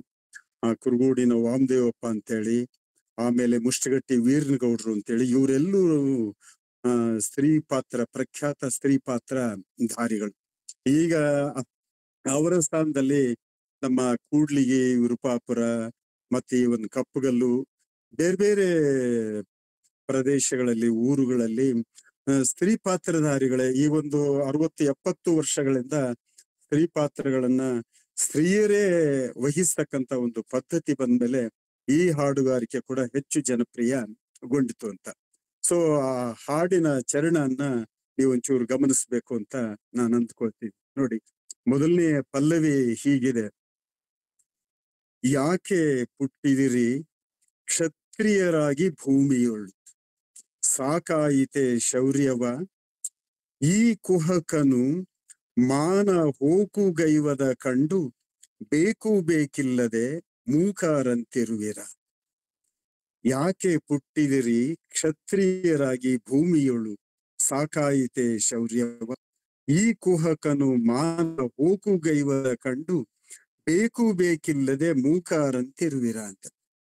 ದ್ರೌಪದಿ ತುಂಬಿದ ಸಭೆಯಲ್ಲಿ 5 ಮಂದಿ ಗಂಡಂದಿರು, ಒಂದೊಂದು ಕ್ಷೇತ್ರದಲ್ಲಿ ಬಹಳ ಎಕ್ಸ್ಪರ್ಟ್ ಆಗಿರುವಂತವ್ರು 5 ಮಂದಿ ಗಂಡಂದಿರು ಅಲ್ಲಿ ಮೂಕರಾಗಿ ಕೂತ್ಕೊಂಡಿರುವಂತದ್ದು. ಆಕೆಯಂತೂ ಕ್ಷತ್ರಿಯ ಕನ್ಯೆ ತಾನೇ, ಆಕೆಗೆ ಸಿಟ್ಟು ತರಿಸ್ತದೆ ಅಂತ. ಆದ್ರೆ ಆ ಸಿಟ್ಟನ್ನ ಹೊರಗಡೆ ಕಾಣಿಸೋದು ಹೇಗೆ ಎನ್ನುವಂತ ರೀತಿಯಲ್ಲಿ ಆಕೆ ಗಂಡಂದರ ಎದುರಿಗೆ ಈ ಹಾಡನ್ನ ಹಾಡ್ತಾಳೆ ಅಂತ. ನೀವೆಲ್ಲ ಕ್ಷತ್ರಿಯರಾಗಿ ಯಾಕೆ ಹುಟ್ಟಿದ್ರಿ? ನಿಮಗೆ ಶೌರ್ಯ ಅನ್ನೋದು ಸಾಕಾಗೋಗ್ಬಿಡ್ತೇನು? ಈ ಕುಹಕ, ಈ ಮನುಷ್ಯ ನನ್ನ ಮಾನವನ್ನ ಈಟ್ಗಳಿತಕ್ಕಂತ ಸಂದರ್ಭದಲ್ಲಿ, ಕಳಿತಕ್ಕಂತ ಸಂದರ್ಭದಲ್ಲಿ ಬೇಕಿಲ್ಲದೆ ಯಾವುದನ್ನು ಹೇಳ್ತಾ ಇಲ್ಲ, ನೀವು ಮೂಕರಂತೆ ನೀವು ಕೂತ್ಕೊಂಡ್ಬಿಟ್ಟಿದಿರಲ್ಲ ಅಂತ ದ್ರೌಪದಿ ಅವರನ್ನ ಪ್ರಶ್ನೆ ಮಾಡ್ತಾಳೆ. ಧರ್ಮದ ಮಡುವಿನೊಳಗೆ ಬಿದ್ದು ಮುಣುಗಿದ ಧರ್ಮನಂದನ ನೀತನು ಮಾರಿದನೆನ್ನ ಕರ್ಮ ದೇವತೆಗೆನ್ನು. ಬಹಳ ವ್ಯಂಗ್ಯವಾಗಿದ್ದಾವೆ ಈ ಸಾಲುಗಳೆಲ್ಲ, ನೋಡಿ ಗಮನಿಸಿ. ಧರ್ಮರಾಯ ಧರ್ಮಕ್ಕೆ ಹೆಸರಾದಂಥವ್ರು. ಧರ್ಮದ ಮಡು ಅಂತ ಹೇಳಿದ್ರೆ ನೀರು ನಿಶ್ಚಲವಾಗಿ ನಿಂತ್ಕೊಂಡಿರ್ತದೆ, ಬಹಳ ಆಳವಾಗಿರ್ತದಲ್ಲ, ಅಂತ ಒಂದು ಪ್ಲೇಸ್ ಅದು. ಅಂಥದ್ರಲ್ಲಿ ಮುಳುಗಿದ್ದಂತ ಧರ್ಮನಂದನ ಇವತ್ತು ನನ್ನನ್ನ ಕರ್ಮದೇವತೆಗೆ ಮಾರಿಬಿಟ್ಟ. ದುರ್ಮತಿ ಖಳನು ಮಾನವ ಸೂರೆಗೊಂಬಾಗ ಕರ್ಮಕ್ಕೊಪ್ಪಿಸಿಯನ್ನ ಕಣ್ಣೀಲಿ ನೋಡಿದಿರಿ. ದುರ್ಮತಿ ಕೆಟ್ಟ ಮನುಷ್ಯ ನನ್ನ ಮಾನವನ್ನ ಸೂರೆಗೊಂಬ್ಲಿಕ್ಕೆ, ನನ್ನ ಮಾನವನ್ನ ಹರಣ ಮಾಡ್ಲಿಕ್ಕೆ ನಿಂತ್ಕೊಂಡಾಗ ಕರ್ಮಕ್ಕೆ ಒಪ್ಪಿಸಿ ನನ್ನನ್ನ ಕಣ್ಣೀಲಿ ನೋಡ್ತಾ ಇರ್ತಾರಲ್ಲ. ಈ ಆದಿಪ್ರಾಸ ಮತ್ತು ಅಂತ್ಯಪ್ರಾಸ ಎರಡನ್ನೂ ಇಟ್ಕೊಂಡು ಈ ಹಾಡಿನ ಒಂದು ಚಲನೆ ಏನಿದೆಯಲ್ಲ ಅದು ಸಾಗ್ತದೆ. ಹಾಡು ನಿರ್ದಿಷ್ಟವಾದಂತ ರಾಗದಲ್ಲಿ ಹಾಡಲ್ಪಡುವಾಗ ಇದರ ಅರ್ಥ ಇನ್ನಷ್ಟು ಸ್ಪಷ್ಟವಾಗಿ ಪ್ರೇಕ್ಷಕರಿಗೆ ಕೇಳಿಸ್ತಾ ಹೋಗ್ತದೆ. ನೋಡಿ, ಧರ್ಮರಾಯನನ್ನ ಮಾತಾಡಿಸಿದ ಮೇಲೆ ಭೀಮನ ಹತ್ರ ಹೋಗ್ತಾಳಂತೆ. ಭೀಮ ನೈವರೋಳು ಬಲ್ಲಿದನೆಂದು ನಿರುತಾದಿ ಕಾಮಿಸಿದನು ಮನದಿ, ಇಂದಿಗೆ ಎನ್ನೋಳ್ ಪ್ರೇಮ ವ್ಯಾತಕ್ಕೆ ಮರದಿ, ತಾಮಸ ಕಳನು ಮಾನವ ಸೂರ್ಯಗೊಂಬಾಗ ಹೋಮ ಕೊಪ್ಪಿಸಿದ ಪಶುವಿನಂತಿರುವಿಯ. ಭೀಮನನ್ನ ನಾನು ಎಲ್ಲರಲ್ಲಿ ಬಲಶಾಲಿ ಅಂತ ನಾನು ಪ್ರೀತಿ ಮಾಡಿದೆ, ಆದ್ರೆ ಈ ಹೊತ್ತು ತಾಮಸ ಕಳ ಕೆಟ್ಟ ಮನುಷ್ಯ ನನ್ನ ಮಾನವನ್ನ ಸೂರ್ಯಗೊಂಬುವಾಗ ಹೋಮ ಕೊಪ್ಪಿಸಿದ ಪಶುವಿನಂತೆ. ಬಹಳ ಒಳ್ಳೆಯ ಹೋಲಿಕೆ ಅಂತಲೇ ನನಗೆ ಅನಿಸಿದೆ. ಭೀಮನಿಗೆ ಹೋಮ ಕೊಪ್ಪಿಸಿದ ಪಶು. ಹೋಮ ಅನ್ನುವಂಥದ್ದು ಯಜ್ಞದ ಕ್ರಿಯೆ ಅಂತ ನಾವು ಇಟ್ಕೊಂಡ್ರೆ, ಆ ಯಜ್ಞದ ಕ್ರಿಯೆಯಲ್ಲಿ ಹೋಮಕ್ಕೆ ಒಪ್ಪಿಸ್ತಕ್ಕಂಥ ಬಲಿ ಪಶುವಿನ ತರ ಭೀಮ ಇದ್ದಾನೆ. ಎಲ್ಲದಕ್ಕೂ ನಾನು ಅಣ್ಣನ ಆಜ್ಞೆಯನ್ನ ಮೀರಿ ನಡೆಯೋದಿಲ್ಲ, ಅಣ್ಣನ ಆಜ್ಞೆ ಆಗದ ಹೊರತು ನಾನು ಏನನ್ನೂ ಮಾಡೋ ಹಾಗಿಲ್ಲ ಅಂತ ಮಾತಾಡ್ತಕ್ಕಂಥ ಭೀಮನನ್ನು ಕೂಡ ಆಕೆ ಛೇಡಿಸ್ತಾಳಂತೆ. ಪಶುವಿನ ತರ ಇದಿರಲ್ಲ ಅಂತ. ನೀವು ಸರಳವಾದ ಬೈಗುಳುಗಳಲ್ಲಿ ನೀವು ದನದ ತರ ಇದೆಯಲ್ಲ ಅಂತಂದ್ರೆ ಎಷ್ಟು ಸಿಟ್ಟು ಬಂದ್ಬಿಡುತ್ತೆ ಮನುಷ್ಯನಿಗೆ. ಸೊ ಆ ತರದ ಸಿಟ್ಟನ್ನು ಭರಿಸಿ ಅವರಲ್ಲಿ ಶೌರ್ಯ ಉಕ್ಕುವಂತೆ ಮಾಡೋದಕ್ಕೆ ದ್ರೌಪದಿ ಇಲ್ಲಿ ಪ್ರಯತ್ನ ಮಾಡ್ತಾ ಇದ್ದಾಳೆ ಅನ್ನುವಂಥದ್ದನ್ನ ಈ ಪದ್ಯದ ಸಾಲುಗಳು ಹೇಳ್ತವೆ ಅಂತ. ಮುಂದಿನ ಪದ್ಯ ನೋಡಿ. ಅರ್ಜುನನ್ ಅತುಲ ವಿಕ್ರಮನೆಂಬು ಖ್ಯಾತಿಯೋಳ್. ಅರ್ಜುನ ಅತ್ಯಂತ ಪರಾಕ್ರಮಿ, ವಿಕ್ರಮ ಎಂತಕ್ಕಂತ ಖ್ಯಾತಿಯಲ್ಲಿ ಊರ್ಜಿಸಿ ಮೆರೆದಾತ, ಹೆಚ್ಚುಗಾರಿಕೆಯಿಂದ ಮೆರೆದಾತ. ಇಂದಿಗೆ ಎನ್ನೋಳು ವರ್ಜಿತನಾಗಿಹನು, ಇವತ್ತು ನನ್ನಿಂದ ದೂರ ನಿಂತ್ಕೊಂಡ್ ಬಿಟ್ಟಿದ್ದಾನೆ ಅಂತ. ಗರ್ಜಿಸಿ ಕಳ್ಳನು ಜಡೆಮುಡಿ ಪಿಡಿದೆಳೆವಾಗ.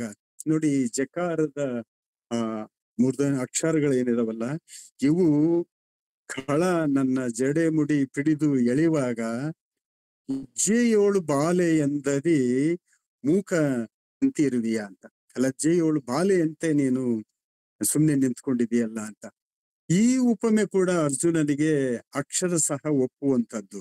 ಯಾಕಂತ ಹೇಳಿದ್ರೆ ಅರ್ಜುನ ಬೃಹನ್ನಳೆಯಾಗಿದ್ದಂಥವ ಅಂತ ಆತ. ಆ ದೃಷ್ಟಿಯಿಂದ ಕೂಡ ಬಹಳ ಸುಕೋಮಲ ಸ್ವಭಾವವನ್ನ ಹೊಂದಿದಂತ ಮನುಷ್ಯ ಅನ್ನೋ ಕಾರಣಕ್ಕೆ ಲಜ್ಜೆಯೋಳು ಬಾಲೆ ಎಂದದೆ ಎಂತಕ್ಕಂತ ಉಪಮೆಯನ್ನು ಕೂಡ ದ್ರೌಪದಿಯ ಮೂಲಕ ಕವಿಯಲ್ಲಿ ಬಳಸ್ತಾ ಇದ್ದಾನೆ. ಮಾದ್ರಿ ನಂದನರ ಸಾಹಸವೆಲ್ಲಿ ಸತ್ಯ ಸಮುದ್ರದಿ ಬೆರೆಸೆಂದರು.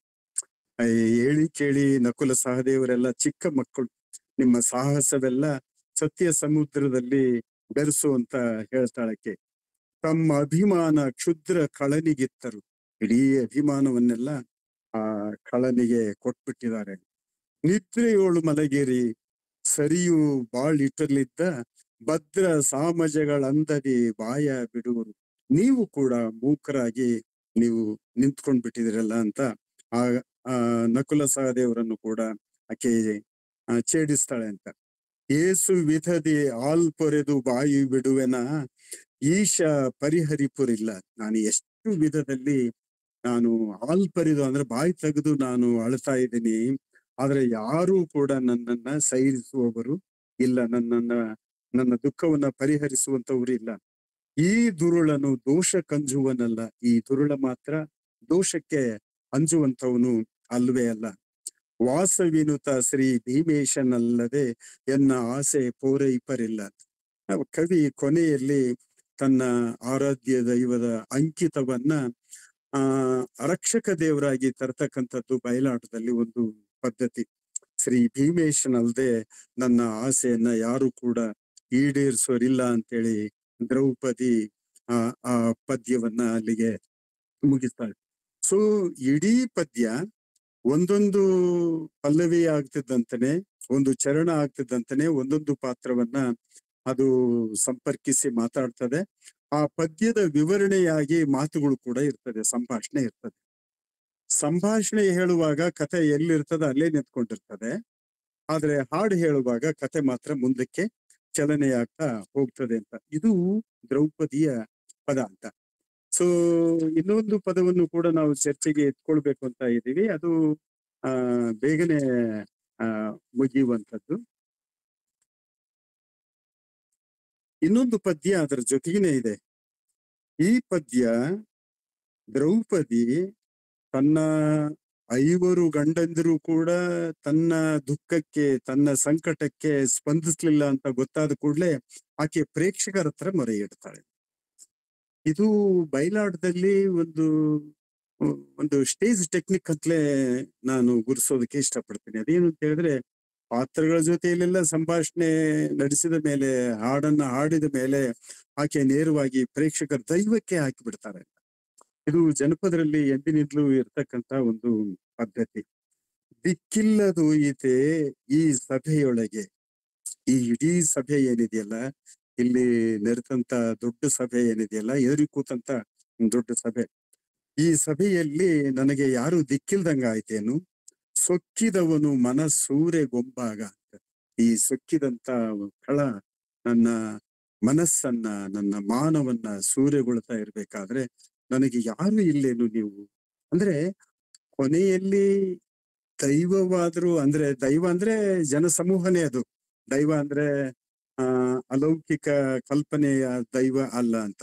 ಎದುರಿಗೆ ಕುಳಿತಿರ್ತಕ್ಕಂತ ಜನಸಮೂಹ ಅವರಾದ್ರೂ ನನ್ನ ಕಷ್ಟಕ್ಕೆ ಅವರು ಸ್ಪಂದಿಸ್ಲಿ ಅಂತಕ್ಕಂತ ಒಂದು ಪ್ರಾರ್ಥನೆಯನ್ನ ಅವ್ರ ಜೊತೆಲಿ ಹಂಚ್ಕೊಳ್ತಾರೆ.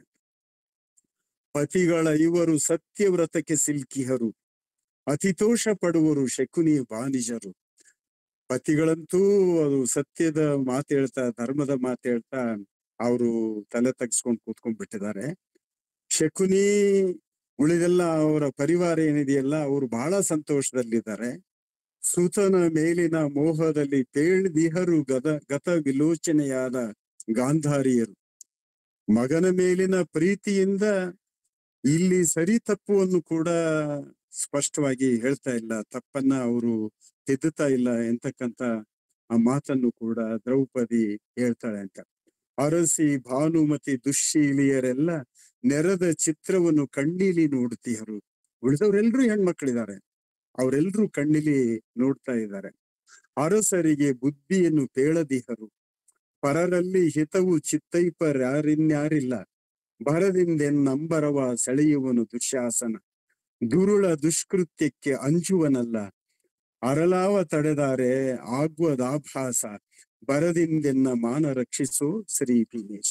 ಸೊ ಇಡೀ ಪದ್ಯ ಆಕೆ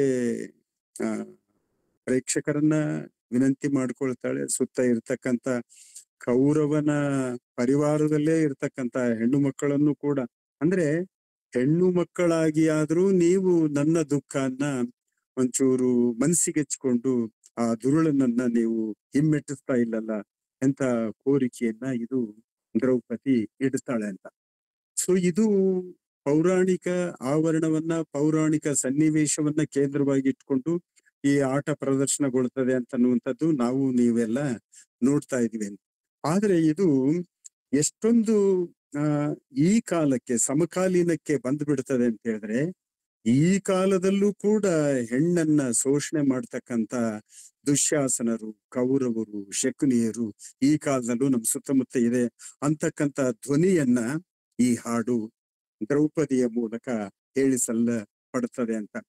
ಹೀಗೆ ಕಣ್ಣೆದುರಿಗೆ ದೌರ್ಜನ್ಯ ನಡೀತಾ ಇದ್ರು, ಕಣ್ಣೆದುರಿಗೆ ಅನ್ಯಾಯ ನಡೀತಾ ಇದ್ರು ಕೂಡ ಯಾರೂ ಕೂಡ ಬಾಯ್ಬಿಟ್ಟು, ಕೆಲವರು ಧರ್ಮದ ಒಂದು ಆಸರೆ ಪಡ್ಕೊಂಡು ಮೂಕರಂತಿದ್ದಾರೆ ತನ್ನ ಗಂಡಂದಿರೆಲ್ಲ, ಇನ್ನ ಉಳಿದವರು ಅದನ್ನೆಲ್ಲ ಕಣ್ಣೀಲಿ ನೋಡ್ತಾ ಸುಮ್ನೆ ಇದ್ದಾರೆ. ಸೊ ಇಂಥ ಒಂದು ಸಂದರ್ಭದಲ್ಲಿ ಧರ್ಮ ಅನ್ನುವಂಥದ್ದು, ಮಾನ ಅನ್ನುವಂಥದ್ದು ಅಸಹಾಯಕವಾಗಿ ನಿಂತ್ಕೊಂಡ್ಬಿಟ್ಟಿದೆ ಎಂತಕ್ಕಂತ ಒಂದು ದುಃಖದ ಧ್ವನಿಯನ್ನ ಈ ಹಾಡು ಕಾಣಿಸ್ತದೆ ಅಂತ. ಈ ಹೊತ್ತಿನ ಸಂದರ್ಭಕ್ಕೂ ಕೂಡ ಈ ದುಃಖ, ಈ ಸಂಕಟ ಅನ್ನುವಂಥದ್ದು ತಾನೇ ತಾನಾಗಿರ್ತಕ್ಕಂಥದ್ದನ್ನ ತಾವೆಲ್ರೂ ಬಲ್ರಿ. ಬಯಲಾಟದ ಸ್ಕ್ರಿಪ್ಟ್, ಬಯಲಾಟದ ಹಸ್ತಪ್ರತಿ, ಬಯಲಾಟದ ಕತೆ ಹೀಗೆ ಜನಗಳ ಒಂದು ದುಃಖನ್ನ ಮತ್ತು ಪುರಾಣದ ದುಃಖದ ಜೊತೆಯಲ್ಲಿ ಹೋಲಿಸಿಕೊಂಡು ಅದು ಆ ರಂಗ ಪ್ರದರ್ಶನವನ್ನ ಮಾಡುವಂತ ಒಂದು ಪ್ರಯತ್ನವನ್ನ ಮಾಡ್ತದೆ. ಸೊ ಹಾಗಾಗಿ ನೋಡುವಂತ ಪ್ರೇಕ್ಷಕರು ಅಲರ್ಟ್ ಆಗ್ತಾರೆ. ಇಂಥ ಸನ್ನಿವೇಶವನ್ನ ನೋಡ್ತಿದ್ದಂತೆನೆ ಅವರು ಜಾಗೃತರಾಗ್ತಾರೆ. ಇಂಥದ್ದು ನಡಿಬಾರದು ಅಂತನ್ನುವಂಥದ್ದನ್ನ ಮನಸ್ಸಿನಲ್ಲಾದ್ರೂ ಯೋಚನೆ ಮಾಡಿ ಒಂದು ನಿರ್ಧಾರಕ್ಕೆ ಬರುವ ನಿಟ್ಟಿನಲ್ಲಿ ಈ ಬಯಲಾಟ ಪ್ರಯತ್ನ ಮಾಡ್ತದೆ ಎಂತಕ್ಕಂಥ ಮಾತನ್ನ ಹೇಳ್ತಾ ನನ್ನ ವೇಳೆ ಆಯ್ತು ಅಂತ ನನಗೆ ಅನಿಸ್ತದೆ. ಸೊ ಹೀಗಾಗಿ ಮಾತುಗಳನ್ನ ನಾನು ಇಲ್ಲಿಗೆ ನಿಲ್ಲಿಸ್ತೀನಿ. ಏನಾದ್ರೂ ಪ್ರಶ್ನೆಗಳು ಬಂದ್ರೆ ಆ ಪ್ರಶ್ನೆಗಳ ಜೊತೆಯಲ್ಲಿ ಸಂವಾದವನ್ನ ನಾವು ನಡೆಸ್ಬೋದು ಅಂತ ಅಂದ್ಕೊಂಡು ಈ ಅವಕಾಶಕ್ಕಾಗಿ ನಿಮ್ಮೆಲ್ಲರಿಗೆ ಧನ್ಯವಾದಗಳನ್ನ ಹೇಳಿ ನನ್ನ ಮಾತುಗಳನ್ನ ನಿಲ್ಲಿಸ್ತೀನಿ. ಬಯಲಾಟದ ಹಾಡನ್ನ ಕುರಿತು ಅರ್ಥಪೂರ್ಣ ಉಪನ್ಯಾಸವನ್ನ ನೀಡಿದ ಗೌರವಾನ್ವಿತರಿಗೆ ಧನ್ಯವಾದಗಳನ್ನ ಸಲ್ಲಿಸ್ತೀನಿ. ಈಗ ಇಲ್ಲಿ ಚಾಟ್ ಬಾಕ್ಸ್ ನಲ್ಲಿ ಕೆಲವು ಪ್ರಶ್ನೆಗಳನ್ನ ಕೇಳಲಾಗಿದೆ. ಇದಕ್ಕಿಂತ ಮುಂಚೆ ಸಂಚಾಲಕರಾಗಿರ್ತಕ್ಕಂಥ ಡಾಕ್ಟರ್ ಬಸವರಾಜ್ ಕೊಡಿಗುಂಟಿ ಸರ್ ಒಂದೆರಡು ಮಾತುಗಳನ್ನ ಏನನ್ನಾದ್ರೂ ಹೇಳುವುದಿದ್ರೆ ಅಥವಾ ಮತ್ತೆ ರವಿ ಸರ್ ಮಾತಾಡೋದಿಲ್ಲ, ಪ್ರಶ್ನೆಗಳಿಗೆ ಇಲ್ಲಿ ಚಾಟ್ ಬಾಕ್ಸ್ ನಲ್ಲಿ ಕೆಲವೊಂದಿಷ್ಟು ಪ್ರಶ್ನೆಗಳನ್ನ ಹಾಕಲಾಗಿದೆ. ಮೈತ್ರಿ ರಾವ್ ಅಂತಕ್ಕಂಥವ್ರು ಬಳಸಿದ ಭಾಷೆ ಗ್ರಾಮೀಣ ಭಾಷೆಯಂತೆ ಅನಿಸುವುದಿಲ್ಲ, ಯಾಕೆ ಅಂತಕ್ಕಂಥ ಒಂದು ಪ್ರಶ್ನೆಯನ್ನ ಹಾಕಿದ್ದಾರೆ. ಇದ್ರ ಜೊತೆಗೆ ಅವರು ಇನ್ನೂ ಒಂದೆರಡು ಮೂರು ಪ್ರಶ್ನೆಗಳನ್ನ ಹಾಕಿದ್ದಾರೆ. ಮೊದಲಿಗೆ ಅವ್ರು ಇನ್ನೊಂದು ಪ್ರಶ್ನೆ ಏನ್ ಕೇಳ್ತಾರಂತಂದ್ರೆ, ಗ್ರಾಮೀಣ ಜನರು ಇದನ್ನ ಜಾರಿಗೊಳಿಸುತ್ತಾರೆ ಎಂದು ನಾವು ಹೇಳಿದಾಗ ಅವರು ತಮ್ಮ ಪ್ರದೇಶದಲ್ಲಿ ಮಾತನಾಡುವ ಭಾಷೆಯನ್ನು ಬಳಸುತ್ತಾರೆಯೇ ಅಥವಾ ಅದು ಸಾಹಿತ್ಯ ಭಾಷೆಯಾಗಬಹುದೇ ಅಂತಕ್ಕಂಥ ಇದು ಎರಡನೇ ಒಂದು ಪ್ರಶ್ನೆಯನ್ನ ಕೇಳಿದ್ದಾರೆ. ಇದರ ಜೊತೆಗೆ ಇನ್ನೊಂದು ಪ್ರಶ್ನೆ ಏನು ಅಂತಂದ್ರೆ, ಈ ಸಾಧನಗಳನ್ನ ಸಮಾಜಕ್ಕೆ ನೈತಿಕ ಸೂಚಿಯಾಗಿ ಕಾರ್ಯನಿರ್ವಹಿಸಲು ಬಳಸಲಾಯಿತು. ನಾವು ಈ ಕಲಾ ಪ್ರಕಾರವನ್ನ ಬಹುತೇಕ ಕಳೆದುಕೊಂಡಿದ್ದರೆ ಅದು ದುರಂತ. ಅವುಗಳನ್ನ ಇನ್ನೂ ನಿರ್ವಹಿಸಲಾಗುತ್ತಿದೆಯೇ ಅಂತಕ್ಕಂಥ ಈ ಮೂರು ಪ್ರಶ್ನೆಗಳನ್ನ ಅವ್ರು ಕೇಳಿದ್ದಾರೆ. ಮತ್ತೊಮ್ಮೆ ನೆನ್ಪು ಮಾಡಿಕೊಳ್ಳೋದಾದ್ರೆ, ಮೊದಲನೇದು ಬಳಸಿದ ಭಾಷೆ ಗ್ರಾಮೀಣ ಭಾಷೆಯಂತೆ ಅನಿಸುವುದಿಲ್ಲ, ಯಾಕೆ? ಬಹಳ ಒಳ್ಳೆ ಮೂರು ಪ್ರಶ್ನೆಗಳು ಬಹಳ ಚೆನ್ನಾಗಿದ್ದಾವೆ. ಈ ಬಯಲಾಟದ ವಸ್ತು ಅನ್ನುವಂಥದ್ದು ಅದು ಪುರಾಣ, ರಾಮಾಯಣ, ಮಹಾಭಾರತದಂತ ಕಾವ್ಯದಿಂದ ಎತ್ಕೊಂಡಿದ್ದರಿಂದ ಅಲ್ಲಿ ಬರ್ತಕ್ಕಂಥ ಪಾತ್ರಗಳು ನಮ್ಗಿಂತ ಅವು ಬಹಳ ದೊಡ್ಡ ಪಾತ್ರಗಳು, ನಮ್ಗಿಂತಲೂ ಬಹಳ ಗೌರವ ಹೊಂದಿರತಕ್ಕಂಥ ಪಾತ್ರಗಳು ಅಂತನ್ನುವಂತ ನಂಬಿಕೆ ಏನಿದೆಯಲ್ಲ, ಬಯಲಾಟ ಕವಿಗಳನ್ನ ಒಂದು ಚೂರು ಶಿಷ್ಟವನ್ನ ಬೆರೆಸಿ ಬಯಲಾಟದ ಒಂದು ಕಥೆ ವಹಿಯನ್ನ ರಚನೆ ಮಾಡೋದಕ್ಕೆ ಪ್ರೇರಣೆಯಾಗಿರುವಂತೆ ನಮಗೆ ಕಾಣಿಸ್ತದೆ. ಆದ್ರೆ ಈ ಬಯಲಾಟದ ರಚನೆ ಹೀಗೆ ಹಸ್ತಪ್ರತಿಯಲ್ಲಿ ಒಂಥರ ಶಿಷ್ಟವಾಗಿ ಕಾಣಿಸೋದು ಒಂದು ಕಡೆಗಿದ್ರೆ, ಪ್ರದರ್ಶನದ ಸಂದರ್ಭದಲ್ಲಿ ನಡುವೆ ಆಯಾ ಪ್ರದೇಶದ ಪಾತ್ರಧಾರಿಗಳೇನಿದಾರಲ್ಲ ಅವರು ತಮ್ಮ ಸುತ್ತಮುತ್ತಲಿನ, ತಮ್ಮ ಹಳ್ಳಿಯ, ತಾವು ದಿನನಿತ್ಯ ಆಡ್ತಕ್ಕಂತ ಭಾಷೆಯಲ್ಲೂ ಕೂಡ ಆ ಮುಖ್ಯ ಸಂಭಾಷಣೆಯ ಜೊತೆಗೇನೆ ತಮ್ಮ ಸಂಭಾಷಣೆಗಳನ್ನು ಕೂಡ ಸೇರಿಸ್ತಾ ಹೋಗ್ತಾರೆ ಅಂತ. ಇವನ್ನ ಬಳ್ಳಾರಿ ಭಾಗದಲ್ಲಿ ಉಪುರೆ ಮಾತುಗಳು ಅಂತ ಕೂಡ ಕರೀತಾರೆ. ಅಂದ್ರೆ ಕತೆ ಪುಸ್ತಕದಲ್ಲಿ ಇರೋದಿಲ್ಲ, ಆದ್ರೆ ಪಾತ್ರ ಮತ್ತು ಆ ಪಾತ್ರದ ಜೊತೆಗಿರ್ತಕ್ಕಂತ ಪಾತ್ರ, ಎರಡೂ ಪಾತ್ರಗಳು ಸೇರಿಕೊಂಡು ಪ್ರಾದೇಶಿಕವಾದಂತ ಭಾಷೆಯಲ್ಲೂ ಕೂಡ ಕೆಲ ಮಟ್ಟಿಗೆ ಮಾತಾಡ್ತಕ್ಕಂತ ಒಂದು ಪದ್ಧತಿಯನ್ನ ಅವು ಅನುಸರಿಸಿಕೊಂಡು ಹೋಗ್ತವೆ ಅಂತ. ಈ ಎಲ್ಲ ಭಾಷೆ ಅನಕ್ಷರಸ್ಥರು ಸ್ವಲ್ಪ ಕಂಠಪಾಠ ಮಾಡಿ ಅವು ಸ್ಟೇಜ್ ಮೇಲೆ ಒಪ್ಸೋದ್ರಿಂದ ನೋಡಿ ಇವತ್ತು ನೀವು ಅವು ಎಲ್ಲ ನಮ್ಗೆ ಶಿಷ್ಟವಾಗಿ ಕಾಣಿಸ್ತವೆ ಅಂತ. ನೀವು ಅದ್ರ ಜೊತೆಗೆ ಈಗ ಕಂದಗಲ್ಲ ಹನುಮಂತರಾಯರ ಕುರುಕ್ಷೇತ್ರ, ಬೇರೆ ಬೇರೆ ನಾಟಕಗಳನ್ನು ಕೂಡ ನೀವು ಇಟ್ಟು ನೋಡಿ, ಅಲ್ಲಿನ ಭಾಷೆ ಕೂಡ ಹೀಗೆ ಶಿಷ್ಟವಾಗಿದೆ ಅಂತ. ನಾನು ಶಿಷ್ಟವನ್ನ ಸಮರ್ಥಿಸಿಕೊಳ್ಳೋದಕ್ಕೆ ಈ ಮಾತನ್ನ ಹೇಳ್ತಾ ಇಲ್ಲ. ಆ ಪಾತ್ರಗಳು, ಅಲ್ಲಿನ ವಸ್ತು ಎಲ್ಲವೂ ನಮಗಿಂತ ಭಿನ್ನ ಅನ್ನುವಂತ ಕಾರಣಕ್ಕೆ ಜನಪದರು ಆ ಶಿಷ್ಟ ಮಿಶ್ರಿತ ಭಾಷೆಯಲ್ಲಿ ಸಂಭಾಷಣೆಗಳನ್ನ ಹುರು ಹೊಡ್ಕೊಂಡು ಅವ್ರು ಒಪ್ಪಿಸ್ತಾ ಹೋಗ್ತಾರೆ. ಆದ್ರೆ ಸಂಭಾಷಣೆಗಳ ಅರ್ಥ ಪಾತ್ರಧಾರಿಗಳಿಗೂ ಆಗಿರ್ತದೆ ಮತ್ತು ಕೇಳುವಂತ ಜನರಿಗೂ ಕೂಡ ಮತ್ತೆ ಮತ್ತೆ ಕೇಳಿ ಕೇಳಿ ಕೇಳಿ ಕೇಳಿ ಅದೆಲ್ಲ ಆಗ್ತಾ ಹೋಗ್ತದೆ ಅನ್ನುವಂಥದ್ದನ್ನು ನಾವು ಗಮನಿಸ್ಬೇಕು. ಇನ್ನ ಕೊನೆಯದ್ದು ಪ್ರಶ್ನೆ ಅಂತ ಹೇಳಿದ್ರೆ ಹಲೋ ಈ ಹಾ ಹಲೋ ಇನ್ನೊಂದು ಪ್ರಶ್ನೆ ಅಂತ ಹೇಳಿದ್ರೆ ಈ ಕಲೆ ಒಂಚೂರು ಪ್ರದರ್ಶನ ಕಡಿಮೆ ಆಗ್ತಾ ಹೋಗಿದ್ರೆ ಅದಕ್ಕೆ ಏನ್ ಮಾಡೋದು ಅನ್ನುವಂತ ಧಾಟಿಯಲ್ಲಿದೆ. Is it? ಹೌದಿಲ್ರಿ? ಹಾ ಸರ್, ಇವುಗಳನ್ನ ಇನ್ನೂ ನಿರ್ವಹಿಸಲಾಗುತ್ತಿದೆಯೇ ಅಂತ ಕೇಳ್ತಾ ಇದ್ದಾರೆ ಸರ್. ಇವುಗಳನ್ನ ಇನ್ನು ನಿರ್ವಹಿಸಲಾಗುತ್ತಿದೆಯೇ ಅಂತ. ಇಲ್ಲ, ಖಂಡಿತ. ಈಗ್ಲೂ ನೀವೀಗ ಎಲ್ಲೆಲ್ಲಿ ಎಲ್ಲಿ ನೀರಾವರಿ ಪ್ರದೇಶ ಇದೆಯಲ್ಲ ಅಲ್ಲೆಲ್ಲ ಬಯಲಾಟಗಳ ಪ್ರದರ್ಶನ ಅಂತನ್ನುವಂಥದ್ದು ತುಸು ಜೋರಾಗಿಯೇ ಇದೆ. ಎಲ್ಲಿ ಒಂಚೂರು ಸ್ವಲ್ಪ ಎಲ್ಲ ಮಳೆಯನ್ನ ನೆಚ್ಕೊಂಡಂತ ವ್ಯವಸಾಯ, ಅಲ್ಲಿನ ಪರಿಸ್ಥಿತಿಗಳೆಲ್ಲ ಒಂಚೂರು ಸ್ವಲ್ಪ ಬಿಗಡಾಯಿಸಿರುವಂತ ಸ್ಥಳಗಳಲ್ಲಿ ಬಯಲಾಟದ ಇವು ಜನ ಬದುಕೋದಕ್ಕೆ ಏಗ್ತಾ ಇರ್ಬೇಕಾದ್ರೆ ಈ ಮನೋರಂಜನೆಯ ಸಾಧನವನ್ನ ಅವರು ಆಡ್ಬೇಕು ಎಂತಕ್ಕಂತ ಒಂದು ಪ್ರಯತ್ನ ಮಾಡೋದು ಬಹಳ ಕಡಿಮೆ ಆಗ್ತಾ ಹೋಗ್ಬಿಟ್ಟಿದೆ ಅಂತ. ಆದ್ರೆ ಅಲ್ಲಿ ಇಲ್ಲಿ ಒಂಚೂರು ಸೂರು ಪಳೆಯುಳಿಕೆ ರೂಪದಲ್ಲಿ ಆದ್ರೂ ಬಯಲಾಟ ಉಳ್ಕೊಂಡಿದೆ ಎನ್ನುವಂಥದ್ದನ್ನ ನಾವು ಇಲ್ಲಿ ಗಮನಿಸಬಹುದು. ಸರ್ ಸರ್ ಹಲೋ ಹೇಳ್ರಿ ಸರ್, ನಾವು ಮುಳುಗುಂದಿಂದ ಮಾತಾಡೋದು. ಹೇಳ್ರಿ ಸರ್. ಮುಳುಗುಂದಿಂದ ಈ ಏನು ಇದು ಇದೆಯಲ್ಲ, ವಿಮರ್ಶೆ ಬಹಳ ಚೆನ್ನಾಗಿತ್ತು. ಹೇಳಿ ಸರ್. ತಾವು ಹೇಳಿದಂತೆ ಈ ನಮ್ಮ ದೊಡ್ಡಾಟ ಕಲೆಯಲ್ಲಿ ಹಾವಭಾವ ಮತ್ತು ಕುಣಿತ. ಹಲೋ ಹೇಳ್ರಿ, ಕೇಳಿಸ್ತದೆ ಹೇಳ್ರಿ. ಹಲೋ ಸರ್, ನಾವು ಮುಳುಗುಂದಿಂದ ಮಾತಾಡೋದು ರೀ. ಹೇಳ್ರಿ ಗೊತ್ತಾಯ್ತು, ಹೇಳ್ರಿ. ಏನಿಲ್ಲ, ಏನ ತಮ್ಮ ವಿಮರ್ಶೆ ಏನೈತಾರ ಬಹಳ ಚೆನ್ನಾಗಿ ಮೂಡಿ ಬಂತು. ಥ್ಯಾಂಕ್ಸ್. ಈಗ ತಾವು ಹೇಳಿದಂತೆ ಈ ಮಹಾಭಾರತ ಮತ್ತು ರಾಮಾಯಣದಲ್ಲಿ ಆಯಾ ಪ್ರದೇಶಕ್ಕೆ ಅನುಗುಣವಾಗಿ ನಾವು ದೊಡ್ಡಾಟಗಳನ್ನ ಸಂಯೋಜನೆ ಮಾಡ್ಕೊಂಡು ಆಡ್ತಾ ಇದ್ದೀವಿ. ಆದರೆ ಈ ನಮ್ಮ ಕುಣಿತ ಮತ್ತು ಹಾವಭಾವ ಮತ್ತು ಬಣ್ಣದ ಬಗ್ಗೆ ಮತ್ತು ಪರಿಕರಗಳ ಬಗ್ಗೆ ಈ ನಮ್ಮ ಒಂದು ಸಂಶೋಧನೆ ಆದ್ರೆ ಬಹಳ ಒಳ್ಳೇದಾಗ್ತಿತ್ತು ಅಂತ ನಮ್ಮ ಅನಿಸಿಕೆ. ಈಗ ನೀವು ಕೆಲವು ಬಯಲಾಟದ ಸ್ನೇಹಿತರೆಲ್ಲ ಈ ಗುಂಪಿನಲ್ಲಿ ಸೇರ್ಕೊಳ್ಳಿ ಅಂತ ನಾನು ವಾಟ್ಸಪ್ ನಲ್ಲೆಲ್ಲ ನಿಮಗೆ ಲಿಂಕ್ ಕಳಿಸಿದ್ದೆ. ಆದ್ರೆ ಆ ತರದ ಚರ್ಚೆಗೆ ಈ ವೇದಿಕೆ ಅಲ್ಲ, ಅಂದ್ರೆ ಈ ಸಂದರ್ಭ ಅಲ್ಲ. ಅದನ್ನ ನಾವು ಪ್ರತ್ಯೇಕವಾಗಿ ಬೇರೆ ಸಂದರ್ಭದಲ್ಲಿ ಮಾತಾಡ್ಕೊಳ್ಳೋಣ. ಇವರು ಏನಿದಾರಲ್ಲ, ಈಗ ಈ ಕಾರ್ಯಕ್ರಮಗಳನ್ನ ಆಯೋಜನೆ ಮಾಡಿದವ್ರು ಏನಿದಾರಲ್ಲ, ವಿಶೇಷವಾಗಿ ಸಾಹಿತ್ಯದ ಪಠ್ಯಗಳನ್ನ ಇಟ್ಕೊಂಡು ಅವುಗಳನ್ನ ವಿಶ್ಲೇಷಣೆ ಮಾಡೋದು ಹೇಗೆ ಅಂತಕ್ಕಂತ ಒಂದು ನಿಟ್ಟಿನಲ್ಲಿ ನಾನು ಇವನ್ನು ಹಾಡ್ ತೋರ್ಸ್ಬೇಕಂದ್ರು ನಾನು ಹಾಡ್ಲಿಕ್ಕೆ ಮುಂದಾಗ್ಲಿಲ್ಲ. ಕಾರಣ ಅಂತ ಹೇಳಿದ್ರೆ ಪಠ್ಯದ ವಿಶ್ಲೇಷಣೆ ಅದು ಕಡಿಮೆ ಆಗೋಗ್ಬಿಡ್ತದೆ ಅನ್ನುವಂತ ಒಂದು ಕಾರಣಕ್ಕೆ. ಸೊ ಹೀಗಾಗಿ ಆ ತರದ ಪ್ರಶ್ನೆಗಳನ್ನ, ಅಂದ್ರೆ ಕುಣಿತ ವೇಷಭೂಷಣಗಳಲ್ಲಿ ಸುಧಾರಣೆ ಆಗ್ಬೇಕು ಅನ್ನುವಂಥದ್ದನ್ನ ನಾವು ಬೇರೆ ವೇದಿಕೆಗಳನ್ನ ನಾವು ಬಳಸ್ಕೊಳ್ಳೋಣ ಅಂತ ನಾ ಈ ಸಂದರ್ಭದಲ್ಲಿ ಹೇಳೋದಕ್ಕೆ ಇಷ್ಟಪಡ್ತೀನಿ. ಸರ್, ಈಗ ಅದೇ ರೀತಿ ಸರ್,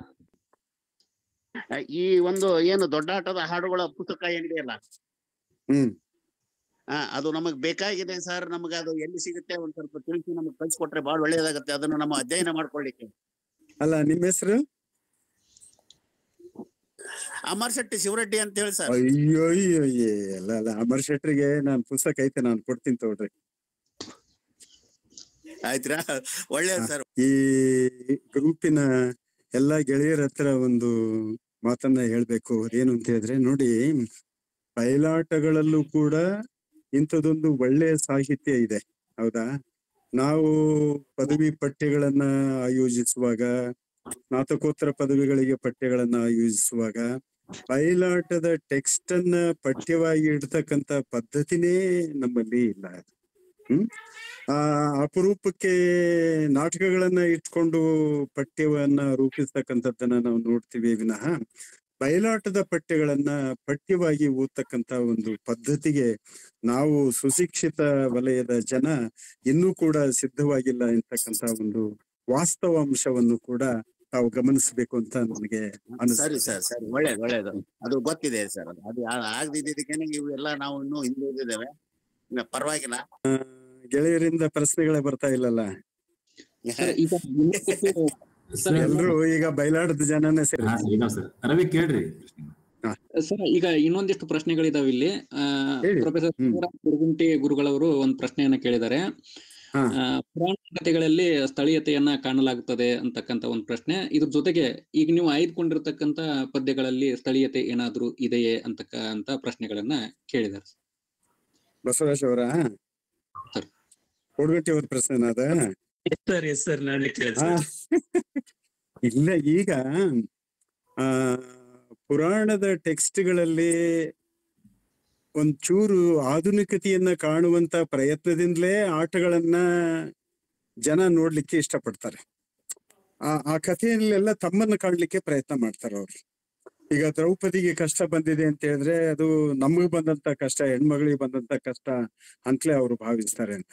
ಈಗ ಧರ್ಮರಾಯ ಜೂಜಾಟ ಆಡಿ ಕೆಟ್ಟ ಅಂತ ಕಮೆಂಟ್ ಬರೋದು ಸಾಮಾನ್ಯ ಜನಗಳಿಂದಲೇ. ಧರ್ಮರಾಯ ಬಹಳ ಒಳ್ಳೇದಂತ ನಾವು ಹೇಳ್ತೀವಿ, ಜೂಜಾಡಿ ಕೆಟ್ಬಿಟ್ನಲ್ಲ ಅಂತನ್ನುವಂತ ಪ್ರತಿಕ್ರಿಯೆಯನ್ನ ಜನಪದರೇ ಹೇಳ್ತಾರೆ. ಅಂದ್ರೆ ಅಷ್ಟರ ಮಟ್ಟಿಗೆ ಅದು ಪುರಾಣದ ಕಥೆಯನ್ನ ಅವರು ಅಷ್ಟರ ಮಟ್ಟಿಗೆ ಸಮೀಪ ಇಟ್ಕೊಂಡು ನೋಡ್ತಾ ಇದಾರಂತಲೇ ಅರ್ಥವಲ್ವಾ?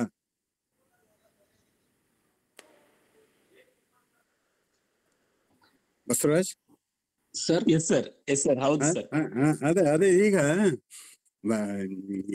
ಎಷ್ಟು ದಿನಗಳಿಂದ ನಮ್ಮ ಜನ ಈ ಪುರಾಣದ ಕಥೆಗಳನ್ನೇ, ರಾಮಾಯಣ ಮಹಾಭಾರತದ ಕಥೆಗಳನ್ನೇ ಆಡ್ಕೊಂತ ಬರ್ಲಿಕ್ಕೆ ಕಾರಣ ಅಂತ ಹೇಳಿದ್ರೆ ಅದರಲ್ಲಿ ವರ್ತಮಾನವನ್ನ ಕಾಣುವಂತ ಒಂಚೂರು ಸಣ್ಣ ಪ್ರಯತ್ನ. ಅದು ಬಹಳ ಬೀಸಾಗಿ ದೊಡ್ಡ ಪ್ರಯತ್ನ ಅಂತ ಅಲ್ವೇ ಅಲ್ಲ, ಒಂದು ಸಣ್ಣ ಪ್ರಯತ್ನ ಕೂಡ ಅದರ ಜೊತೆ ಇದೆ ಅಂತಕ್ಕಂಥದ್ದು ಕೂಡ ಇಲ್ಲಿ ಕಾಣಿಸ್ತದೆ. ಸರ್ ಅದ್ ನಿಜ ಸರ್. ಸರ್, ಇನ್ನೊಬ್ರು ದಸ್ತಗಿರಿ ಸಾಬ್ ನದಾಪ್ ಅಂತಕ್ಕಂಥವ್ರು ಒಂದು ಪ್ರಶ್ನೆ ಕೇಳಿದ್ದಾರೆ.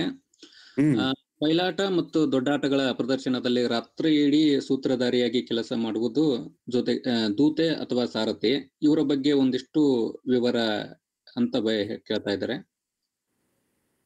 ಈಗ ಸಾರಥಿ ಪಾತ್ರ ನಾನು ಆರಂಭದಲ್ಲೇ ಹೇಳಿದ್ನಲ್ಲ, ಅದು ಆಟ ನಡೀತಕ್ಕಂತ ಸ್ಥಳ ಸ್ಟೇಜ್ ಎತ್ತರದಲ್ಲಿ ಇರ್ತದೆ ಅಟ್ಟ, ಹೌದಾ? ಅಟ್ಟದ ಒಂದು ರಚನೆ ಹೇಗಿರ್ತದೆ ಅಂತ ಹೇಳಿದ್ರೆ ಅದು ಒಂದು ದೊಡ್ಡ ಗುಡಿಸಲು ಇದ್ದಂಗೆ ಇರ್ತದೆ.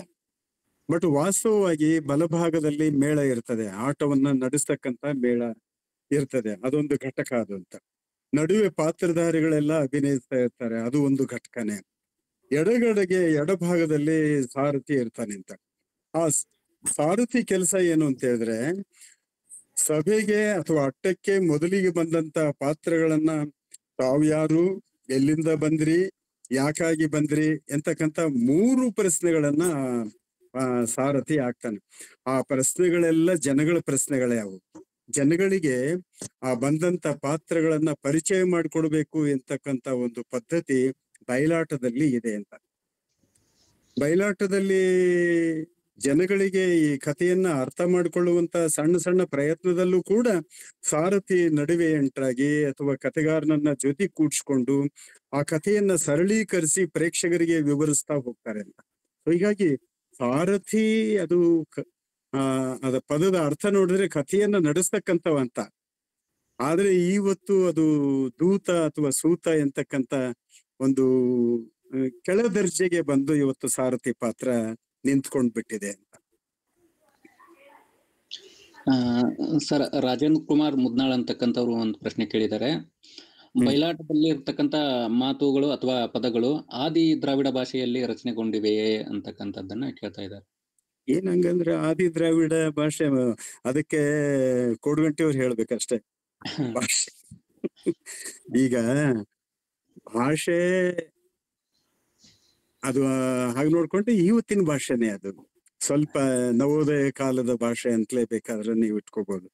ಅದು ಆದಿ ದ್ರಾವಿಡ ಭಾಷೆ ಅಂತ ಹೇಳೋದಕ್ಕೆ ನನಗಂತೂ ಅದರಲ್ಲಿ ಹೆಚ್ಚಿನ ಮಾಹಿತಿ ಇಲ್ಲ. ಅದು ಸ್ವಲ್ಪ ನವೋದಯ ಕಾಲದಲ್ಲಿ ನೋಡಿ, ಈಗ ಕುವೆಂಪು ಅವರೆಲ್ಲ ತಮ್ಮ ನಾಟಕಗಳನ್ನ ಹಳೆಗನ್ನಡ ಮಿಶ್ರಿತ ಶೈಲಿಯಲ್ಲೇ ಬರೀತಾ ಹೋದ್ರು.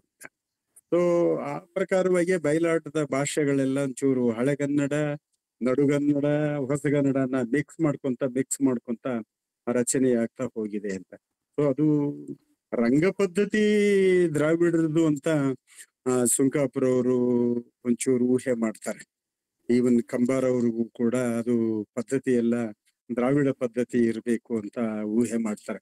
ಯಾಕಂತ ಹೇಳಿದ್ರೆ ಹಾಡುಗಳೇ ಬಹಳ ಹೆಚ್ಚಿನ ಪ್ರಮಾಣದಲ್ಲಿರ್ತಕ್ಕಂತ ಒಂದು ಆಟದ ಪದ್ಧತಿ ಯಾವುದು ಅಂತ ಹೇಳಿದ್ರೆ ಅದು ಜನಪದ ರಂಗ ಪದ್ಧತಿಗಳೇ ಅಂತ. ಇವತ್ತಿಗೂ ನಮ್ಮಲ್ಲಿ ಹೆಚ್ಚು ರಾಜ್ಯಗಳಲ್ಲಿ ಜನಪದ ರಂಗಕಲೆಗಳೇ ಇದಾವಲ್ಲ, ಅಲ್ಲೆಲ್ಲಾ ಕಡೆಗಳಲ್ಲಿ ಹಾಡುಗಳೇ ಬಹಳ ಮುಖ್ಯವಾಗಿರ್ತಕ್ಕಂತ ಒಂದು ಪದ್ಧತಿಯನ್ನ ನಾವು ನೋಡ್ತೀವಿ. ನಾಟ್ಯಶಾಸ್ತ್ರದಲ್ಲಿ ಇವುಗಳನ್ನೆಲ್ಲ ಉಪರೂಪಕಗಳು ಅಂತ ಗುರುತಿಸಲ್ಪಟ್ಟಿರೋದನ್ನು ಕೂಡ ನಾವು ಗಮನಿಸ್ಬೇಕು ಅಂತ. ರೂಪಕ ಮತ್ತು ಉಪರೂಪಕಗಳು ಅಂತ ಗುರುತಿಸುವಾಗ ಉಪರೂಪಕಗಳೆಲ್ಲ ಜನಪದ ರಂಗಕಲೆಗಳಾಗಿದ್ವು ಅನ್ನುವಂತ ಅಂಶವನ್ನು ಕೂಡ ನಾವಿಲ್ಲಿ ಗಮನಿಸ್ತೀವಿ. ಸರ್, ಬಾಪೂಜಿ ಕಾತರ್ಕಿ ಅಂತಕ್ಕಂಥವ್ರ ಒಂದು ಪ್ರಶ್ನೆ ಇದೆ. ಬಯಲಾಟ ಸಾಹಿತ್ಯ ಹೊಂದಿರುವ ಸೈದ್ಧಾಂತಿಕ ನೆಲೆಗಳಾವು ಅಂತಕ್ಕಂಥ ಪ್ರಶ್ನೆ. ಬಯಲಾಟ ಸಾಹಿತ್ಯದ ಹಿಂದಿರುವ ಸೈದ್ಧಾಂತಿಕ ನೆಲೆಗಳಾವುವು ಅಂತಕ್ಕಂಥದ್ದು.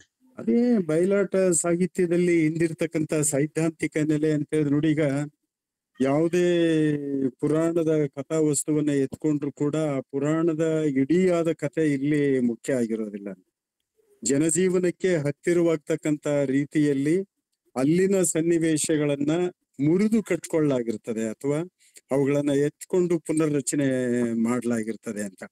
ಸೊ ಪುರಾಣವೇ ಇರ್ಲಿ, ರಾಮಾಯಣವೇ ಇರ್ಲಿ, ಮಹಾಭಾರತವೇ ಇರ್ಲಿ, ಅದನ್ನ ನಮ್ಮ ಜೀವನಕ್ಕೆ ಹೊಂದುವಂತ ರೀತಿಯಲ್ಲಿ ಆ ಕಥೆಯನ್ನ ಪುನರ್ರಚನೆ ಮಾಡ್ಕೊಳ್ಳೋದಿದೆಯಲ್ಲ, ಅದು ಬಯಲಾಟದ ಸಿದ್ಧಾಂತದಲ್ಲಿ ಕಾಣಿಸಿರ್ತಕ್ಕಂತ ಒಂದು ಮುಖ್ಯವಾದಂತಹ ಒಂದು ತತ್ವ ಅಂತ.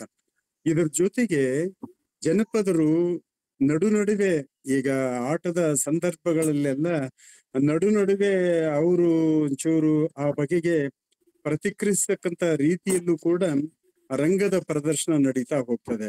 ಅದು ಸಾರಥಿ ಮತ್ತು ಕಥೆಗಾರ ಇವರೆಲ್ಲ ಏನಿದಾರಲ್ಲ, ಇವರೆಲ್ಲ ಬಂದು ಅದನ್ನ ಕಥೆಯನ್ನ ಪ್ರೇಕ್ಷಕರಿಗೆ ಮುಟ್ಟಿಸ್ತಕ್ಕಂತ ಒಂದು ಪ್ರಯತ್ನವನ್ನು ಕೂಡ ಅವರು ಮಾಡ್ತಾ ಹೋಗುವಂತದ್ದನ್ನು ಕೂಡ ಈ ನೆಲೆಯಲ್ಲಿ ಕಾಣಬಹುದು ಅಂತ. ಮತ್ತೊಂದು ಅಂತ ಹೇಳಿದ್ರೆ ಇದು ಜನಗಳ ಆಟ ಅಂತ.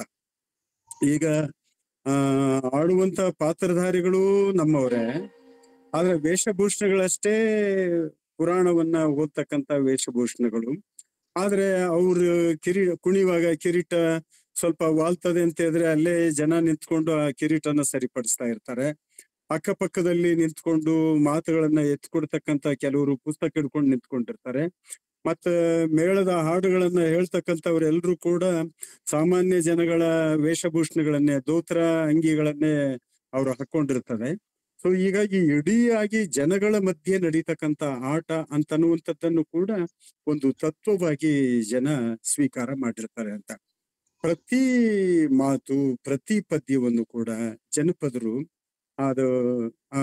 ಅದರ ಹಿಂದೆ ಸಾಗ್ತಾ ಹೋಗ್ತಾರೆ ಅಥವಾ ಅದರ ಅರ್ಥದ ಬೆನ್ನ ಹತ್ತಾರೆ ಅವರು ಎಂತಕ್ಕಂತ ಒಂದು ಅಂಶವನ್ನು ಕೂಡ ನಾವಿಲ್ಲಿ ಕಾಣ್ತೀವಿ ಅಂತ. ಇದ್ರ ಜೊತೆಗೆ ಆಟ ಅಂತನ್ನುವಂಥದ್ದು ಒಂದು ರಿಚುವಲ್ ಆಗಿ ಕೂಡ ಜನರ ನಡುವೆ ಇದೆ ಅಂತ. ಒಂದು ರಿಚುವಲ್, ಒಂದು ಆಚರಣೆಯಾಗಿ ಕೂಡ ಆ ಜನರ ನಡುವೆ ಇದೆ. ಆರಂಭದಲ್ಲಿ ಅವರು ಗಣಸ್ತುತಿಯನ್ನು, ಬೇರೆ ಯಾವುದೋ ದೇವತೆಯ ಸ್ತುತಿಯನ್ನು ಅವರು ಮಾಡ್ತಾರೆ. ನಡುವೆ ಕಥೆಯನ್ನ ನಿರೂಪಿಸೋದಕ್ಕೆ ಕಥೆಗಾರ ಎಲ್ಲ ಬರ್ತಾನೆ. ಆಮೇಲೆ ಪಾತ್ರಗಳು ಬರ್ತಾರೆ, ನಡುವೆ ಮತ್ತೆ ಕಥೆಗಾರ ಬರ್ತಾನೆ.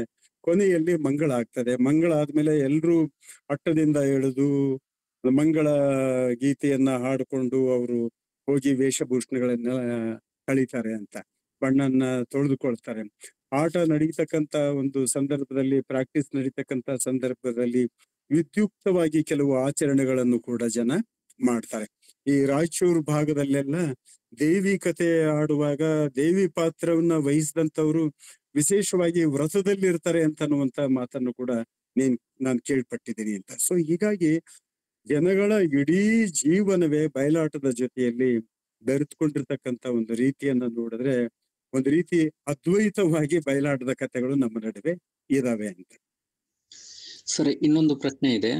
ಬಯಲಾಟದ ಹಾಡುಗಳಲ್ಲಿ ಮಹಿಳಾ ಪ್ರತಿನಿಧೀಕರಣ ಕಡಿಮೆ ಇದೆ ಯಾಕೆ ಅಂತಕ್ಕಂತ ಒಂದು ಪ್ರಶ್ನೆ ಇದೆ. ಬಯಲಾಟದ ಕಥೆಗಳಲ್ಲಿ ಮಹಿಳಾ ಪ್ರತಿನಿಧೀಕರಣ ಹಾಡುಗಳಲ್ಲಿ ಮಹಿಳಾ ಪ್ರತಿನಿಧೀಕರಣ ಬಹಳ ಮುಖ್ಯವಾದಂತ ಪ್ರಶ್ನೆನೆ ಇದು.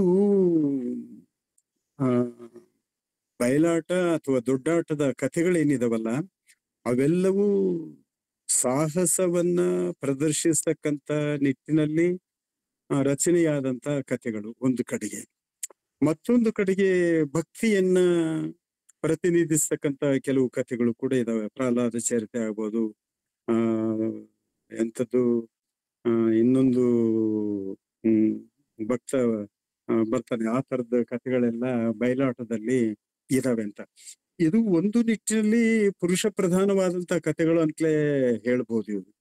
ಆದ್ರೆ ಪುರುಷನಿಗೆ ಹೊಂದಿಕೆಯಾಗಿ ಸ್ತ್ರೀ ಪಾತ್ರಗಳು ಇವೆ ಎನ್ನುವಂತ. ತೀರಾ ಇತ್ತೀಚೆಗೆ ರೇಣುಕಾ ಜಮದಗ್ನಿಯರ ಕಥೆ ಅಂತಕ್ಕಂತ ಒಂದು ಹೊಸ ಕಥೆ ಉಟ್ಕೊಂಡಿದೆ. ಪ್ರಮೀಳ ದರ್ಬಾರ್ ಅಂತಕ್ಕಂತ ಒಂದು ಹಳೆ ಕಥೆ ಕೂಡ ಉಟ್ಕೊಂಡಿದೆ. ಅವೆಲ್ಲವೂ ಕೂಡ ಸ್ತ್ರೀ ಪಾರಮ್ಯತೆಯನ್ನು ಸಾರ್ತಕ್ಕಂತ ಕಥೆಗಳು ಅಂತ. ಪ್ರಮೀಳ ದರ್ಬಾರ್ ಅಂತೂ ಪ್ರಮೀಳೆ ಮತ್ತು ಪ್ರಮೀಳೆಯ ಸಖಿ ಏನಿರ್ತಾಳಲ್ಲ, ಅವರಿಬ್ಬರು ಬಿಲ್ಲು ಬಾಣಗಳನ್ನು ಇಟ್ಕೊಂಡೆ ಅಟ್ಟದ ಮೇಲೆ ಬರ್ತಕ್ಕಂತ ರೀತಿಯಲ್ಲಿ ಕಥೆಯ ರಚನೆ ಇದೆ. ರೇಣುಕಾ ಜಮದಗ್ನಿಯರ ಕಥೆಯಂತೂ ಇಡೀ ರೇಣುಕಾ ಎಲ್ಲಮ್ಮನ ಪಾರಮ್ಯತೆಯನ್ನೇ ಸಾರ್ತಕ್ಕಂತ ಒಂದು ರೀತಿಯಲ್ಲಿ ಆ ಕಥೆ ಅನ್ನುವಂಥದ್ದು ರೂಪುಗೊಂಡಿರ್ತಕ್ಕಂಥದ್ದನ್ನ ನಾವು ಕಾಣ್ತೀವಿ ಅಂತ. ಸರ್, ಇಲ್ಲಿಗೆ ಪ್ರಶ್ನೆಗಳನ್ನ ಚಾಟ್ ಬಾಕ್ಸ್ ನಲ್ಲಿ ಮುಗಿದಿದ್ದೇವೆ ಸರ್. ಮತ್ತೆ ಯಾರಾದ್ರೂ ಪ್ರಶ್ನೆಗಳನ್ನ ಕೇಳುವುದಿದ್ರೆ ನೀವು ಹ್ಯಾಂಡ್ ರೈಸ್ ಅನ್ನು ಮಾಡಿ ಕೇಳಬಹುದು ಅಥವಾ ಚಾಟ್ ಬಾಕ್ಸ್ ನಲ್ಲಿ ಹಾಕಬಹುದು.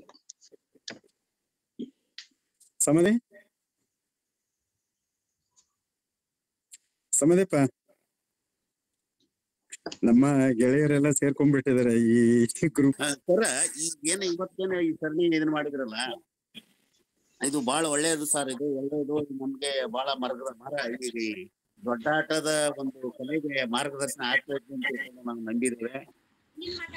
ಆನಂತರ ಸರ್, ಈ ರೀತಿಯಾದ ಒಂದು ಇದು ಏನು ಮಾರ್ಗದರ್ಶನ, ಆನಂತರ ಸಹಾಯ ಸೂಚನೆಗಳು ನೀಡುವುದು ಇದ್ರೆ ಕಥೆಯ ನಮ್ಮ ಯಕ್ಷಗಾನವನ್ನು ನಮ್ಮ ದೊಡ್ಡಾಟ ಹೆಂಗ್ ಹಾಕ್ತಾ ನಾವು ಅವ್ರ ಹಾಗೆ ಮುಂದುವರಿತಿದ್ವಿ ಅಂತ ಹೇಳ್ತಕೊಂಡು ನನಗೆ ಅನಿಸಿಕೆ ಸರ್. ಇಲ್ಲ ಮರ್ಶೆಟ್ರೆ, ನಾವು ವಿಚಾರ ಮಾಡಿದ್ವಿ. ಈಗ ಈ ಗ್ರೂಪ್ ಅನ್ನ ನೋಡಿ ನನಗೇನ್ ಅನಿಸ್ತು ಅಂತ ಹೇಳಿದ್ರೆ, ಬಯಲಾಟದ ಚರ್ಚೆಯನ್ನೇ ಕನಿಷ್ಠ ತಿಂಗಳಿಗೊಮ್ಮೆ ಆದ್ರೂ ನಾವು ಒಂಚೂರು ಆರಂಭ ಮಾಡೋಣ, ಜೂಮ್ ಮೀಟಿಂಗ್ ನಲ್ಲೇ ಆರಂಭ ಮಾಡೋಣ ಅಂತ ಕೂಡ ನನಗೆ ಅನ್ಸಿದೆ. ಬಯಲಾಟಗಳಿಗೆ ಸಂಬಂಧಪಟ್ಟಂತಾನೆ ಚರ್ಚೆ. ಆಯ್ತು, ಒಳ್ಳೇದು, ಅದನ್ನ ಮಾಡೋಣ ಅಂತ. ಸರಿ ಸರ್, ನಮಸ್ಕಾರ. ಕೇಳಿಸದೆ ಹೇಳಿ.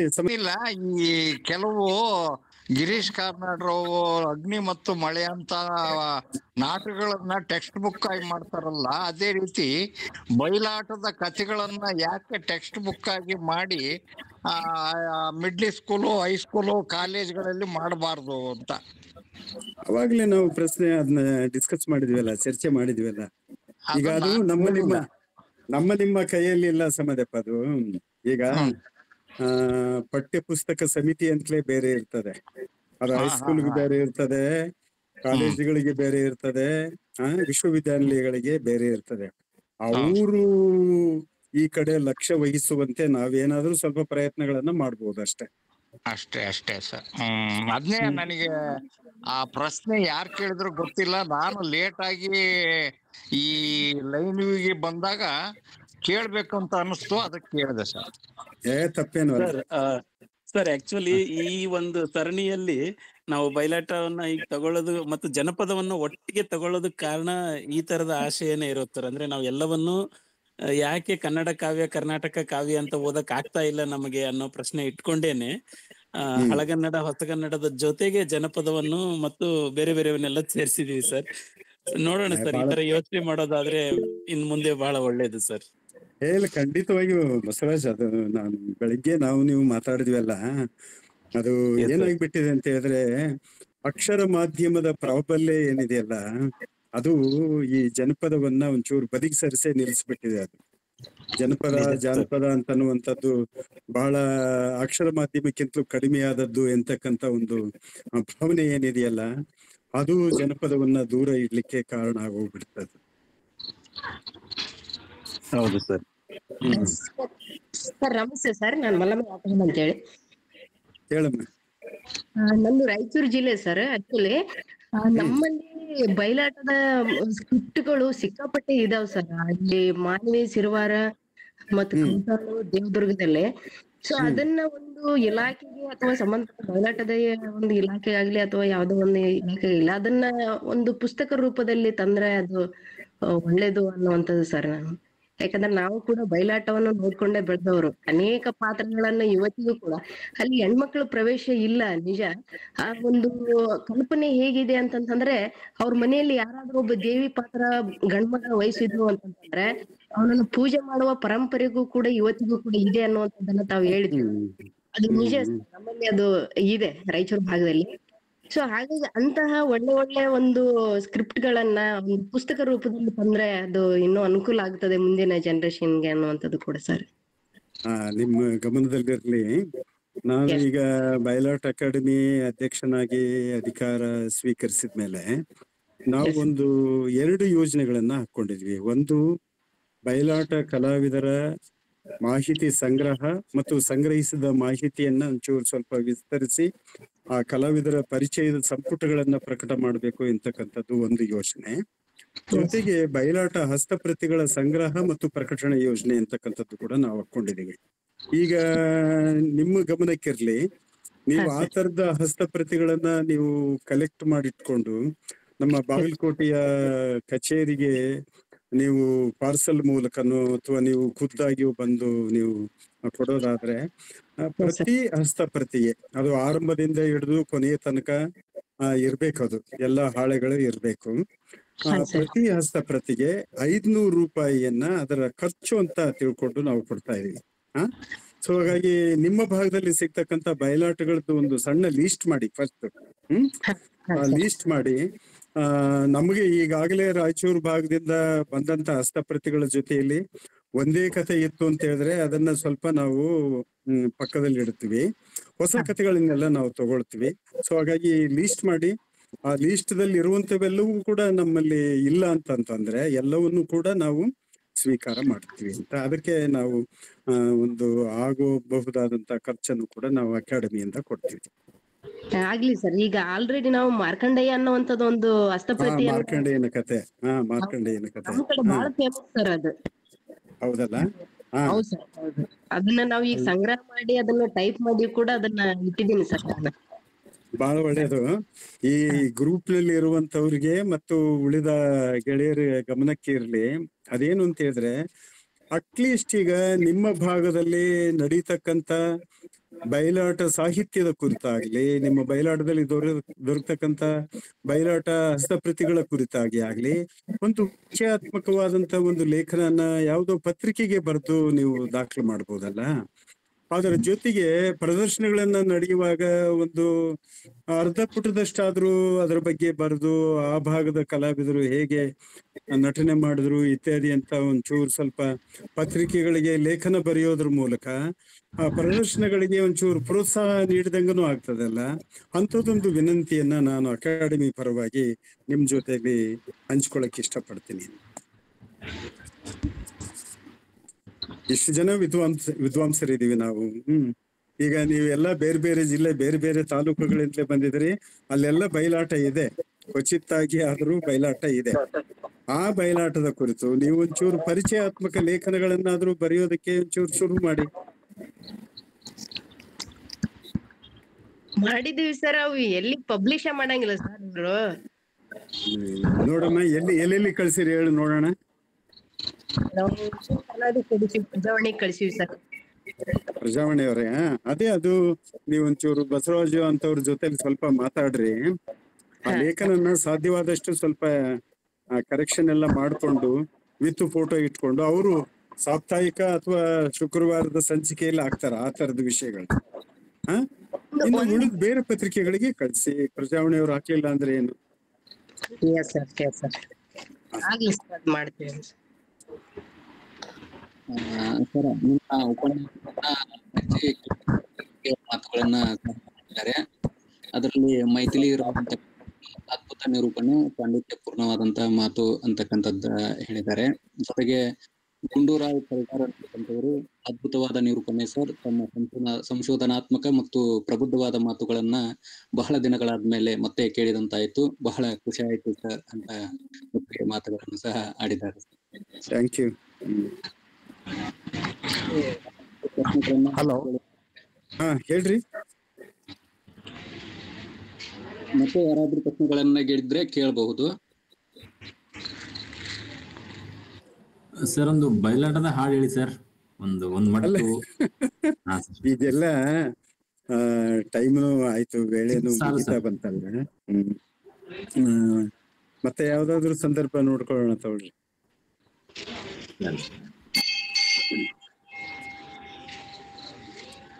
ಬಸವರಾಜ್ ಬಸವರಾಜ್ ಲೈನ್ ಮೇಲೆ ಇದಾರ? ಇದಾರೆ ಸರ್. Yes sir. ಬಸವರಾಜ್, ಈಗ ನಿಮ್ಮ ಈ ಗ್ರೂಪಿನಿಂದ ಸರ್ ಆಯಾ ಊರುಗಳಲ್ಲಿ ಆಯಾ ಭಾಗದಲ್ಲಿ ಇರ್ತಕ್ಕಂತ ಬಯಲಾಟ ಸಾಹಿತ್ಯದ ಕುರಿತಾಗಿ ಆಗ್ಲಿ, ಬಯಲಾಟದ ಪ್ರದರ್ಶನಗಳ ಕುರಿತಾಗಿ ಆಗ್ಲಿ, ಬಯಲಾಟ ಕಲಾವಿದರ ಕುರಿತಾಗಿ ಆಗ್ಲಿ ಒಂಚೂರು ಸ್ವಲ್ಪ ಲೇಖನಗಳನ್ನ, ಬರವಣಿಗೆಯನ್ನ ಮಾಡ್ಲಿಕ್ಕೆ ಒಂಚೂರು ಸ್ವಲ್ಪ ಹೇಳಿ ಅವ್ರ ಜೊತೆಲಿ.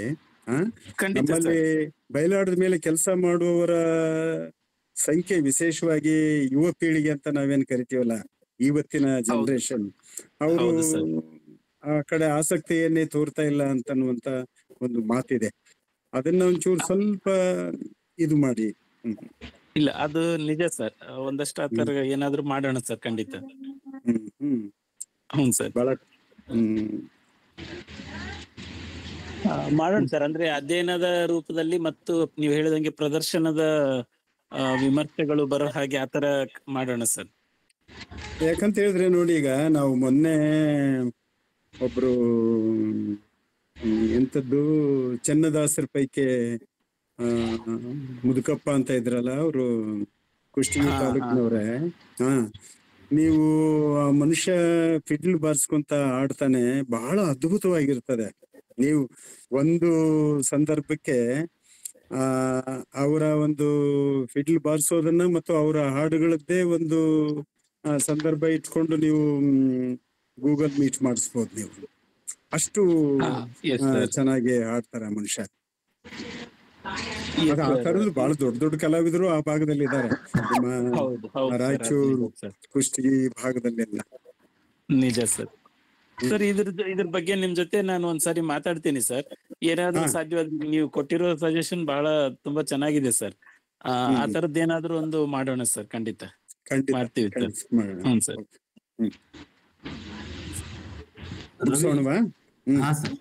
ಮುಗಿಸ್ರಿ ರವಿ. ಸರಿ ಸರ್. ಇಲ್ಲಿಯವರೆಗೆ ಬಯಲಾಟದ ಹಾಡು ವಿಷಯದ ಕುರಿತು ಉಪನ್ಯಾಸ ನೀಡಿ ಸಾಹಿತ್ಯ ಬಂಧುಗಳ ಸಮಸ್ಯೆಗಳಿಗೆ ಪ್ರತಿಕ್ರಿಯಿಸಿ ಕಾರ್ಯಕ್ರಮವನ್ನ ಅರ್ಥಪೂರ್ಣಗೊಳಿಸಿದ ಗೌರವಾನ್ವಿತ ಡಾಕ್ಟರ್ KR ದುರ್ಗದಾಸ್ ಹಿರಿಯರಿಗೆ ವಂದನೆಗಳನ್ನ ಸಲ್ಲಿಸ್ತೀನಿ. ಜೊತೆಗೆ ಅದೇ ರೀತಿ ಕಾರ್ಯಕ್ರಮದಲ್ಲಿ ಭಾಗವಹಿಸಿ ಉಪನ್ಯಾಸವನ್ನ ಆಲಿಸಿ ಕಾರ್ಯಕ್ರಮಕ್ಕೆ ಮೆರಗನ್ನ ತಂದ ಸಾಹಿತ್ಯ ಬಂಧುಗಳಿಗೂ ಸಹ ಧನ್ಯವಾದಗಳನ್ನ ಸಲ್ಲಿಸಿ ಇಲ್ಲಿಗೆ ಈ ಕಾರ್ಯಕ್ರಮವನ್ನ ಮುಕ್ತಾಯಗೊಳಿಸಲಾಗುತ್ತದೆ.